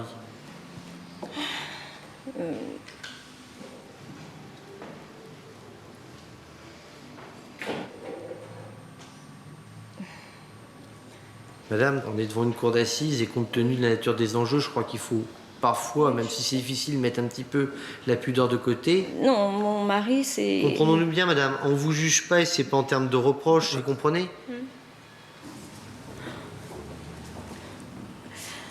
Une fois, je suis arrivée comme ça pour travailler le soir et je m'en allais pour aller chercher du fioul pour les parents, pour mettre dans le poêle. Et vous aviez le fils qui était dans le bâtiment, mais dans les toilettes qu'il y a dans le fond. Et moi, j'arrivais et d'un seul coup, il vient, il me dit « pose le bidon ». Alors j'ai posé le bidon et il m'a attrapé là comme ça et il m'a embrassé. Je lui ai dit qu'il me lâche. Alors il m'a lâché et puis il est reparti chez lui et moi j'ai rempli le bidon. Et après, il y a eu une autre fois aussi où il m'a emmené, comment dire, dans la chambre aussi de ses parents. Et puis, c'est pareil, il m'a fait asseoir sur le lit. Et là, il était prêt à passer la main et tout. Alors là, j'ai dit non, ça suffit. Je ne me suis pas laissé faire. Il y a plein de choses comme ça. Vous étiez racontant pas la première fois où M. Anquier vous embrassait. Non, mais bon, voilà, cette fois, je voulais savoir si ça correspond à ce que vous avez dit. Parce que vous avez parlé d'une fois aux gendarmes, lorsque vous êtes entendu pour les parties, c'est la code D25. Et vous dites on s'est embrassé, donc là vous dites pas qu'on vous a embrassé, vous dites on s'est embrassé, oui, donc non, parce que là la manière dont vous le racontez, on a l'impression qu'il vous avait contraint à l'embrasser ou qu'il avait essayé de se montrer entreprenant, vous imposant des caresses. Et à l'époque, c'est pour bien comprendre, hein, vous avez dit on s'est embrassé, on a parlé un petit peu de choses, je lui ai dit que je l'aimais bien, il était gentil, on n'a pas été plus loin, je n'aurais pas voulu aller plus loin. Notre baiser s'est fait, je ne l'ai pas repoussé, on n'a rien fait d'autre. Je lui ai dit je rentre, je m'en vais. Il ne m'a pas demandé d'avoir des rapports sexuels. On s'est caressé sans plus. Donc, si vous voulez, dans ce cadre-là, il semble qu'il y ait ce qu'on peut qualifier de flirt, mais d'un flirt qui, quand vous le racontez en tout cas aux gendarmes, était mutuel. Oui, mais écoutez, comme j'ai été arrêtée aussi... tout s'est écroulé dessus moi. Franchement, je vous avoue, je ne sais plus ce que j'avais dit, mais bon, de toute manière, il faut quand même comprendre aussi que M. Sergenquier me racontait tout ce qui se passait chez lui, hein, que ça n'allait pas avec sa femme, ses enfants, enfin, je savais tout. Hein. D'accord. Bon, enfin, apparemment, il se confiait à vous de choses qui ne sont pas ressorties, notamment dans le cadre de l'enquête de personnalité. On a entendu l'enquêtrice l'autre jour, mais bon. Maître Crépin. Oui. Madame Casier, vous avez dit depuis le mois d'août 2004, Jean-Léon est plus gentil avec moi, il redort avec moi, Jean-Léon ne vient plus m'importuner. M'importuner, dites-vous. Non, je n'ai pas pu dire ça. Sur les lieux de mon travail. C'est pas possible. Bon. Écoutez, madame, je vais vous dire très simplement. Ou le gendarme qui vous a interrogé a fait un faux et c'est un gendarme félon, et il faut en tirer toutes les conséquences à son égard, parce que vous dites cette phrase importante, depuis août 2004, on sait ce qui s'est passé dans la nuit du 13 août, Jean-Léon est plus gentil avec moi, il redort avec moi. Et vous vous étonnez d'ailleurs parce que le gendarme derrière vous dit, tout cela ne vous semble pas bizarre? Ah, j'ai demandé à Jean-Léon s'il n'avait pas un rapport avec la mort de Serge Anquier. Il m'a répondu « Comment veux-tu que je fasse un truc pareil? Faut être plusieurs pour faire cela. En plus, faire cela sur une route nationale, alors qu'il y a de la circulation. » Mais, madame, moi, mon sentiment, en lisant vos déclarations, c'est que votre mari, une fois qu'il a donné la mort à Serge Anquier, pour rester très modéré et très soft dans mon propos, eh bien, votre mari retrouve une certaine sérénité dans son couple. Le rival carbonisé, Jean-Léon redort avec vous. Jean-Léon est gentil. Jean-Léon ne s'inquiète plus, madame. C'est ce que vous dites au service de gendarmerie. Est-ce qu'après la mort de Serge Anquier, les relations entre votre mari et vous-même ont été plus sereines? Après, oui, on est reparti. Mon mari est venu avec moi et puis... Mais le laps de temps, madame, quand vous dites depuis le mois d'août 2004, je comprends que ce soit difficile. Mais c'est difficile pour elle. Je sais, je suis d'accord avec vous que c'est... C'est douloureux de le voir dans le box, mais elles ne le reverront plus jamais que sur une photo et sur un marbre. Monsieur Casier, ça a été mieux une fois qu'il est mort? Ne dites pas ça. Je vous pose une question. Ne dites pas ça.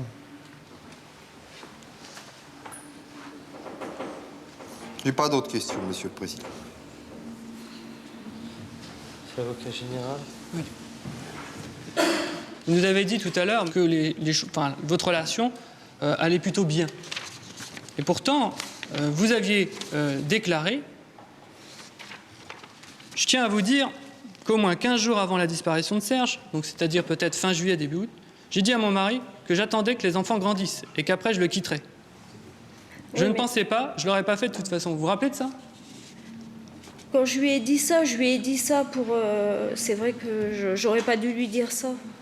Mais bon, j'allais pas m'en aller, je serais restée avec mon mari. Vous êtes d'accord, madame? Entre la présentation que vous avez faite tout à l'heure, dire que tout allait bien, et puis ces déclarations, où même si vous n'aviez pas l'intention d'aller jusqu'au bout, vous avez déclaré à votre mari que vous aviez l'intention de quitter, il y a quand même un pas important. Vous êtes d'accord avec moi?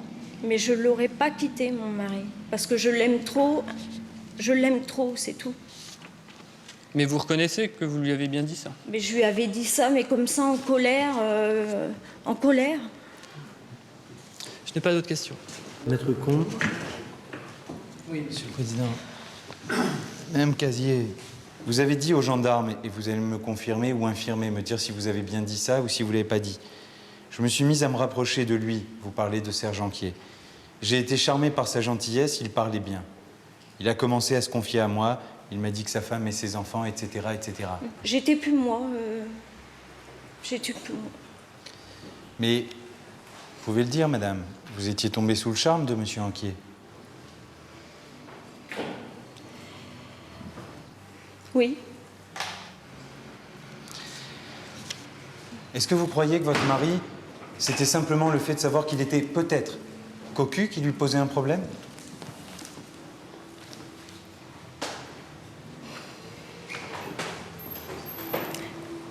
Madame, est-ce que vous ne pensez pas que votre mari, lorsqu'il vous a senti un peu vous éloigner, il s'est aussi mis dans l'esprit que c'était l'explosion de son couple et incidemment de sa famille?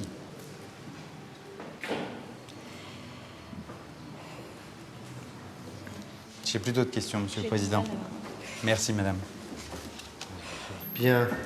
Donc, ce que je propose, c'est de suspendre l'audience qui reprendra demain matin à 9h.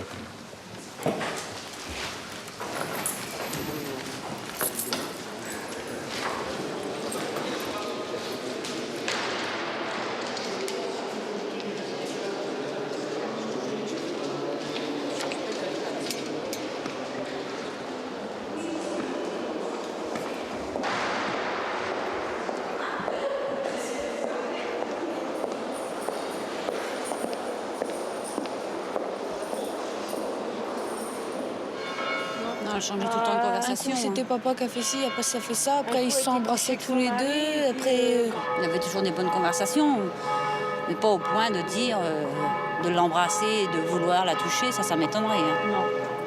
Elle est comme son mari, là, elle essaye d'amadouer les jurys. Ouais, c'est la pauvre petite martyre qui arrive, toute tremblante. De dire, n'y donnez pas une grosse peine, j'ai besoin de lui. Ouais, bah nous, on n'en a plus, faudrait peut-être qu'elle y pense aussi. Elle peut le voir au parloir, pas nous.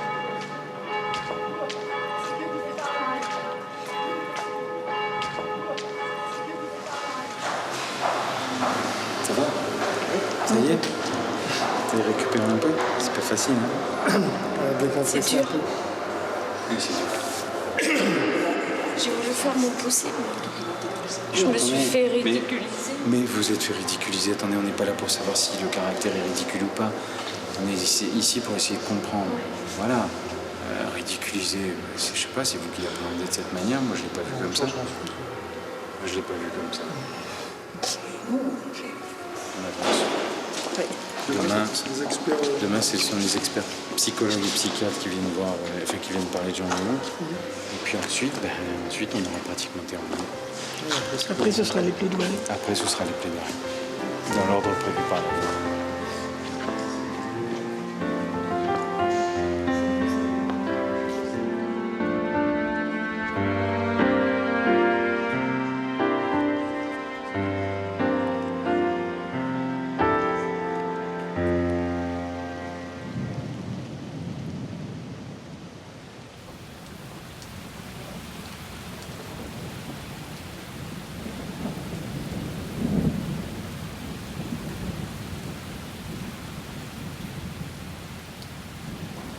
L'audience est reprise, vous pouvez vous asseoir. Troisième et dernier jour du procès. Le jury rendra son verdict à la fin de la journée. Pour l'heure, c'est le psychiatre qui est à la barre. Son expertise de l'accusé peut être déterminante pour les jurés. Jean Léon avait-il, oui ou non, conscience de ce qu'il faisait lorsqu'il est passé à l'acte? Bien, docteur Marek, avec votre confrère, le docteur Archambault, vous avez effectué l'examen psychiatrique de M. Jean-Léon Casier. Je vous laisse relater votre expertise. Il n'y a rien chez lui qui peut nous permettre de dire c'est quelqu'un qui présente une pathologie mentale. On ne comprend pas comment cet homme, qui n'a aucune pathologie, qui n'a rien, qui puis tout d'un coup devient un meurtrier et se retrouve aux assises. Alors il convient de s'interroger si derrière la façade qu'il nous présente, toute banale de Monsieur Tout-le-Monde, cet homme n'était pas animé d'une jalousie morbide qui a sous-tendu l'acte qu'il a commis. En ce qui concerne ces drames passionnels, parce que c'est un drame passionnel pour ma part, De Greffe disait, c'est un grand criminologue, disait c'est le crime de l'honnête homme. Parce que il est incompréhensible.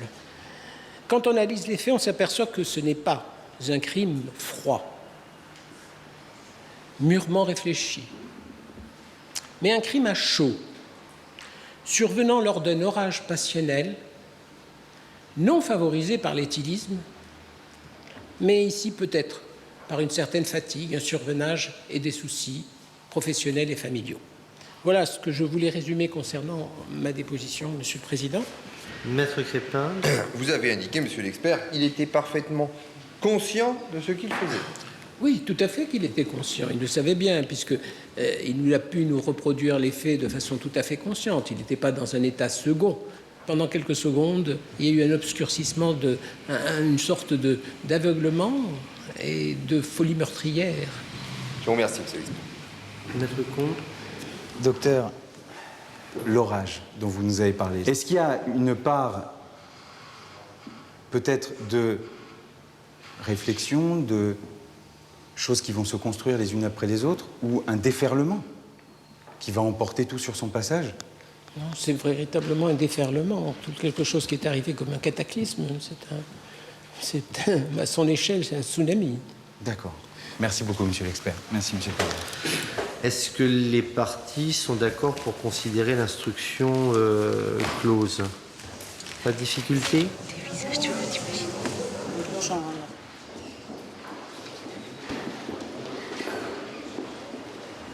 C'est le moment des plaidoiries, un grand oral où chaque avocat expose tour à tour ses conclusions devant la cour. Un duel d'orateurs décisif, il arrive que de belles plaidoiries parviennent à retourner un jury jusque-là convaincu et à faire basculer l'issue du procès. Bien, la parole est à Maître Crépin pour les parties civiles. La partie civile, elle a deux questions à se poser. Pourquoi et comment? Pourquoi un homme sans histoire comme Serge Anquier n'est jamais rentré chez lui cette nuit du 13 août? Et comment est-il mort? Vous avez bien compris que le débat était autour de la préméditation, de savoir si on va aller droit au but. J'ai pas l'habitude de tourner autour du pot. Je ne pourrai pas, à vous quatre que je regarde, donner de réponse qui soit cohérente. Votre papa, les filles, a été supprimé parce qu'à un moment donné, un homme a monté son crime comme on monte et comme on démonte un moteur. Il a frappé sur un homme qui avait bu, d'abord frappé à coups de poing, et puis comme c'était pas terminé, il est allé chercher le silex, il lui en a mis un coup sur la tête. Je vais vous dire qu'à la limite, s'il a donné des coups de poing avant, c'est pire que s'il a pris le silex tout de suite pour l'assommer. C'est que dans un premier temps, la trempe, elle lui a pas suffi. Si sa déclaration de la page 14, c'est la vérité, à savoir qu'il a d'abord donné des coups et après qu'il a donné un coup de silex, c'est pire, c'est bien pire. Parce que quoi? Vous aviez gagné, vous lui en aviez collé deux bourre-pif. Ça suffisait, votre honneur était lavé. Mais non, cet homme est tombé dans un guet-apens à la sortie de chez ses parents, ni plus ni moins. On le charge dans la voiture, on prend bien soin. On prend bien soin d'aller chercher le bidon. On va prendre le bidon. Et puis qu'est-ce qu'il fait? On est sur la route nationale. Pourquoi il a paniqué à ce moment-là? Parce que Serge Anquier n'est pas mort. Et comme il gémit, parce que c'est lui qui l'a dit, gémissez dans la voiture. Là, il panique. Mais qu'est-ce qu'il a dit en garde à vue? J'ai voulu simuler l'accident. Là, il le dit en garde à vue, simuler l'accident. Simuler un accident, il faut le réfléchir un petit peu. Serge Anquier, il a essayé. D'abord, il a gémi, puis il a essayé de sortir. Et puis, on verse l'essence dans la vitre. Il est là au milieu, il n'a plus la possibilité de sortir. Sa seule chance, c'était tout à l'heure, lorsque la porte était ouverte, les quelques secondes qui précédaient, mais il l'a refermée. Un grand coup de pied dans la porte. Il l'a arrosé d'essence. Il l'a allumé avec le briquet. Et vous avez filé. Vous avez retrouvé la chaleur du lit conjugal. Pendant que Serge Anquier trouvait la douleur de celle de l'incendie et de son corps. On a sacrifié Serge Anquier sur l'autel de la paix familiale retrouvée, madame. Et j'ai bien entendu vos proches et les vôtres dire que votre détention était douloureuse. J'ai bien entendu vos proches dire que les enfants sans le père, c'était difficile. Mais qui s'est posé la question, bon sang, de savoir si c'était facile pour cette femme et de savoir si c'était facile pour ces trois jeunes filles? Et ce qui est terrible, c'est que votre mari et votre papa, il s'est posé la question avant de mourir. Il s'est interrogé, il a eu le temps de s'interroger. Non seulement il s'est vu mourir au moment où lui a allumé, mais quand il pousse la porte avec son pied et lui dit pourquoi? Pourquoi? Et vous savez ce qu'il va lui répondre? Il lui a dit « Tais-toi !» Il a allumé et Serge s'est tu à jamais. C'est ce qu'a choisi et ce qu'ont choisi Madame Anquier et ses trois enfants, drapés dans leur douleur. Elles se taisent et je me tais avec elles. Merci.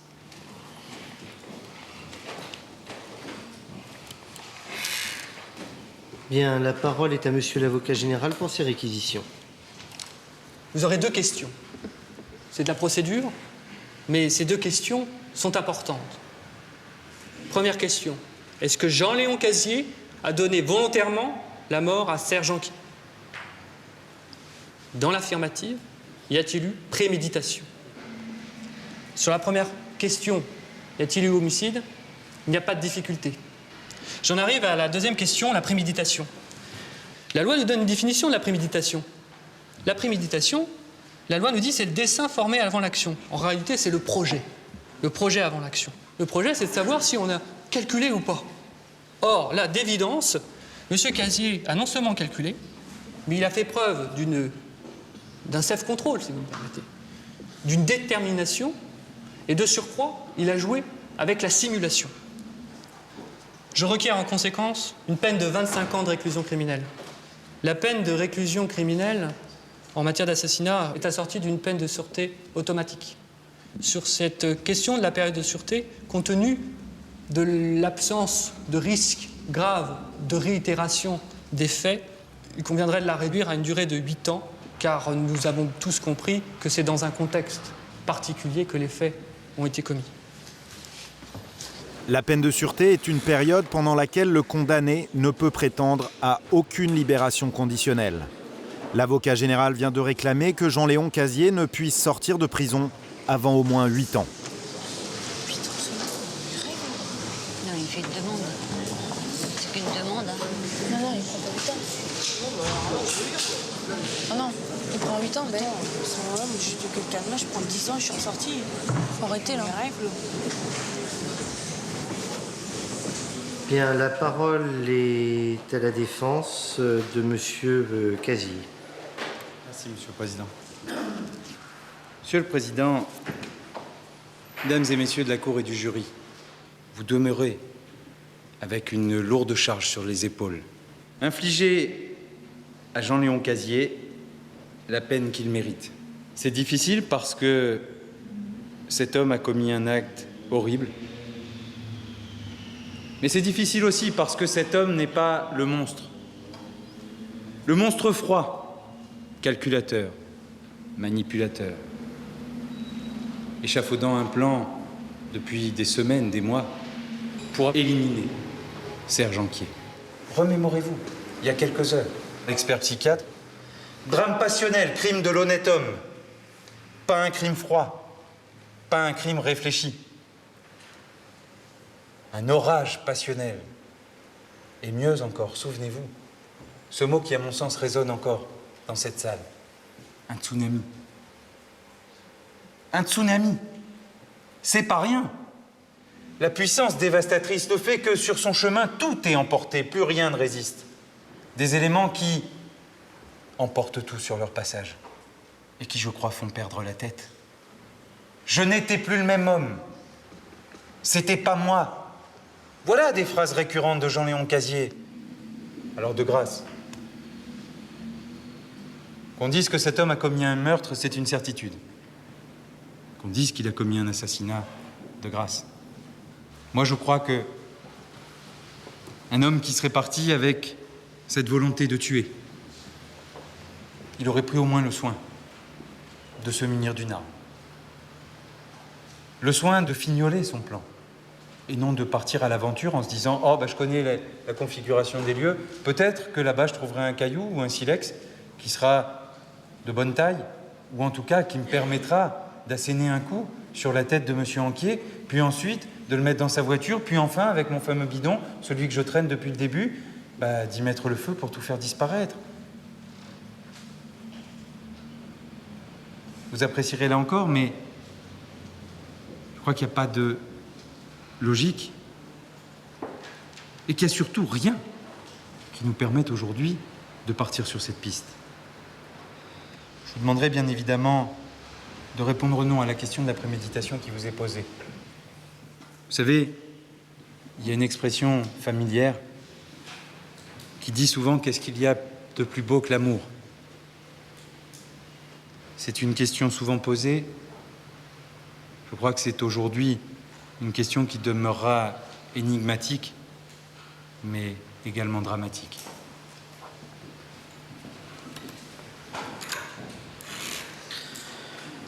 Monsieur Cazier, levez-vous. Avez-vous quelque chose à ajouter pour votre défense, monsieur? Je regrette d'en arriver là.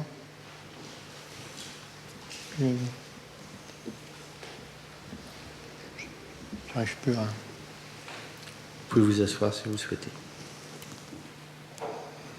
L'audience est suspendue.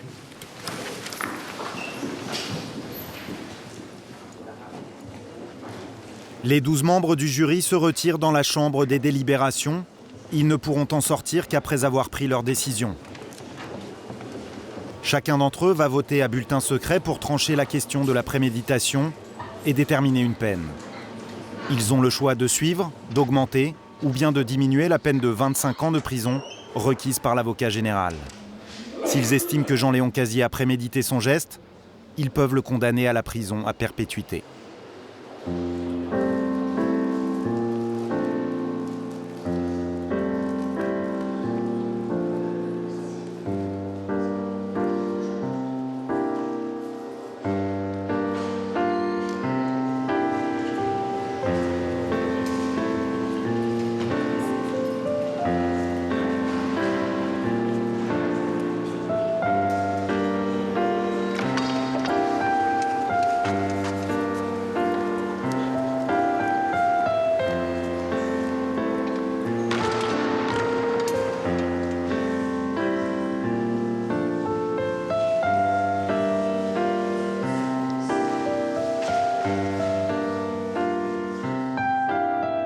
Pendant que son avenir se joue derrière cette porte, dans la chambre des délibérations, Jean-Léon Cazier, lui, tente de tromper son angoisse avec son avocat.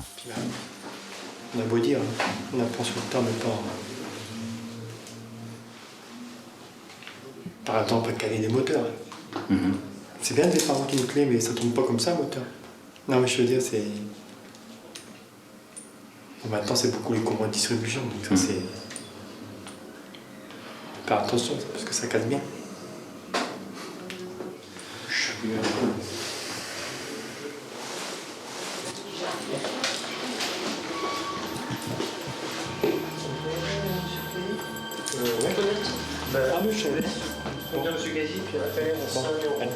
Les jurés viennent de terminer les délibérations.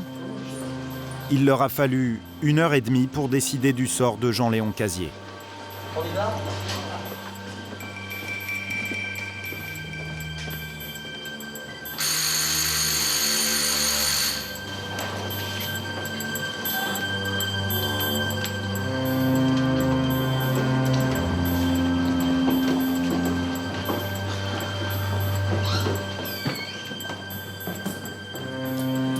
L'audience est reprise, vous pouvez vous asseoir.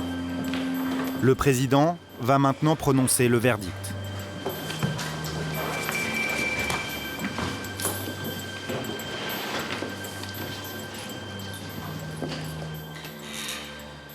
Bien, voici les réponses aux questions posées et l'arrêt délibéré en commun.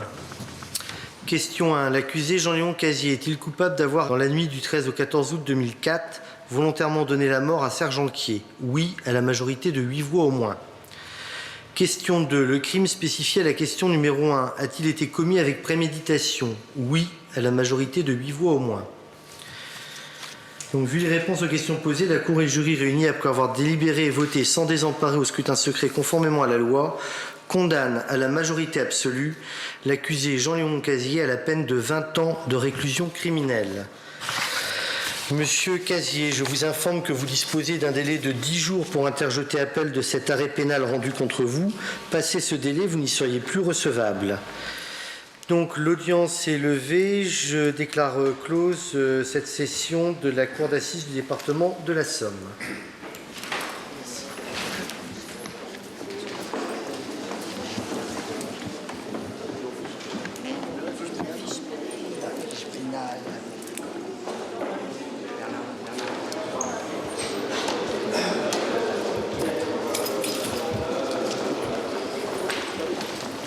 En condamnant Jean-Léon Cazier à une peine de 20 ans de prison ferme, les jurés ont revu les réquisitions de l'avocat général à la baisse. En revanche, ils ont préféré fixer la période de sûreté à 10 ans au lieu des 8 années requises.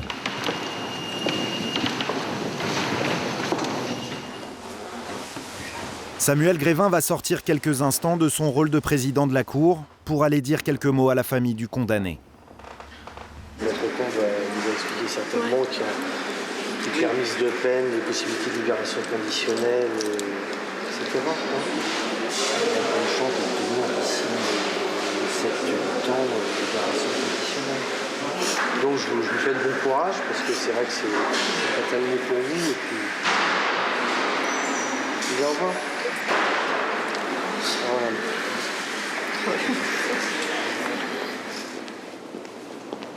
Chantal et ses filles, quant à elles, ne s'attardent pas au palais pour éviter de croiser le regard de la famille du condamné. Dommage qu'il n'ait pas eu à perpétuité, mais bon. Soulagé. Pas beaucoup de peine, mais soulagé que ce soit fini. 20 ans, c'est juste quand même. Hein. Ouais. On tue, on donne 20 ans, c'est bien. Mais bon, on est soulagé que ça soit fini. Moi, pour ma part, ce que j'avais surtout peur, c'est que le meurtre avec préméditation ne passe pas. On va reprendre notre train-train habituel. Voilà.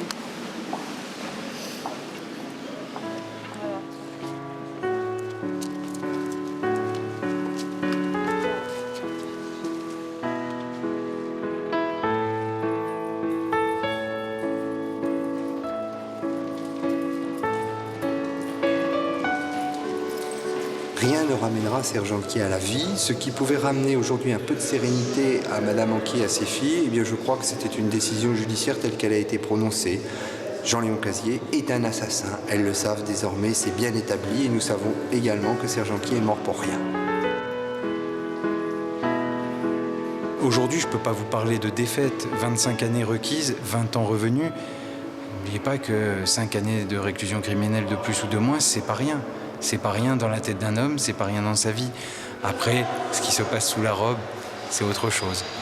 C'est autre chose. Ça peut effectivement laisser quelques regrets, ça peut laisser beaucoup de choses inachevées, mais ça, je les garderai pour moi. 20 ans quand même, c'est quand même... C'est peut-être mieux que la perpétuité, mais c'est encore autant d'années à attendre.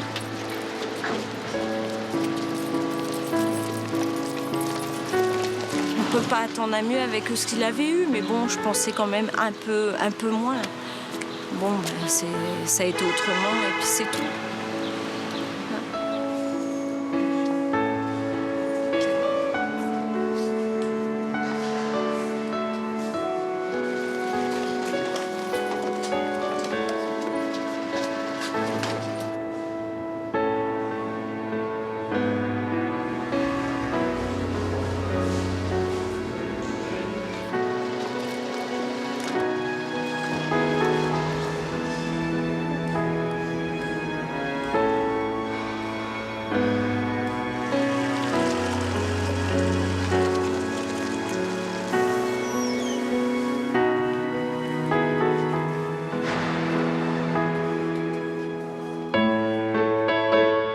Jean-Léon Cazier ne fera pas appel de la décision de la cour d'assises.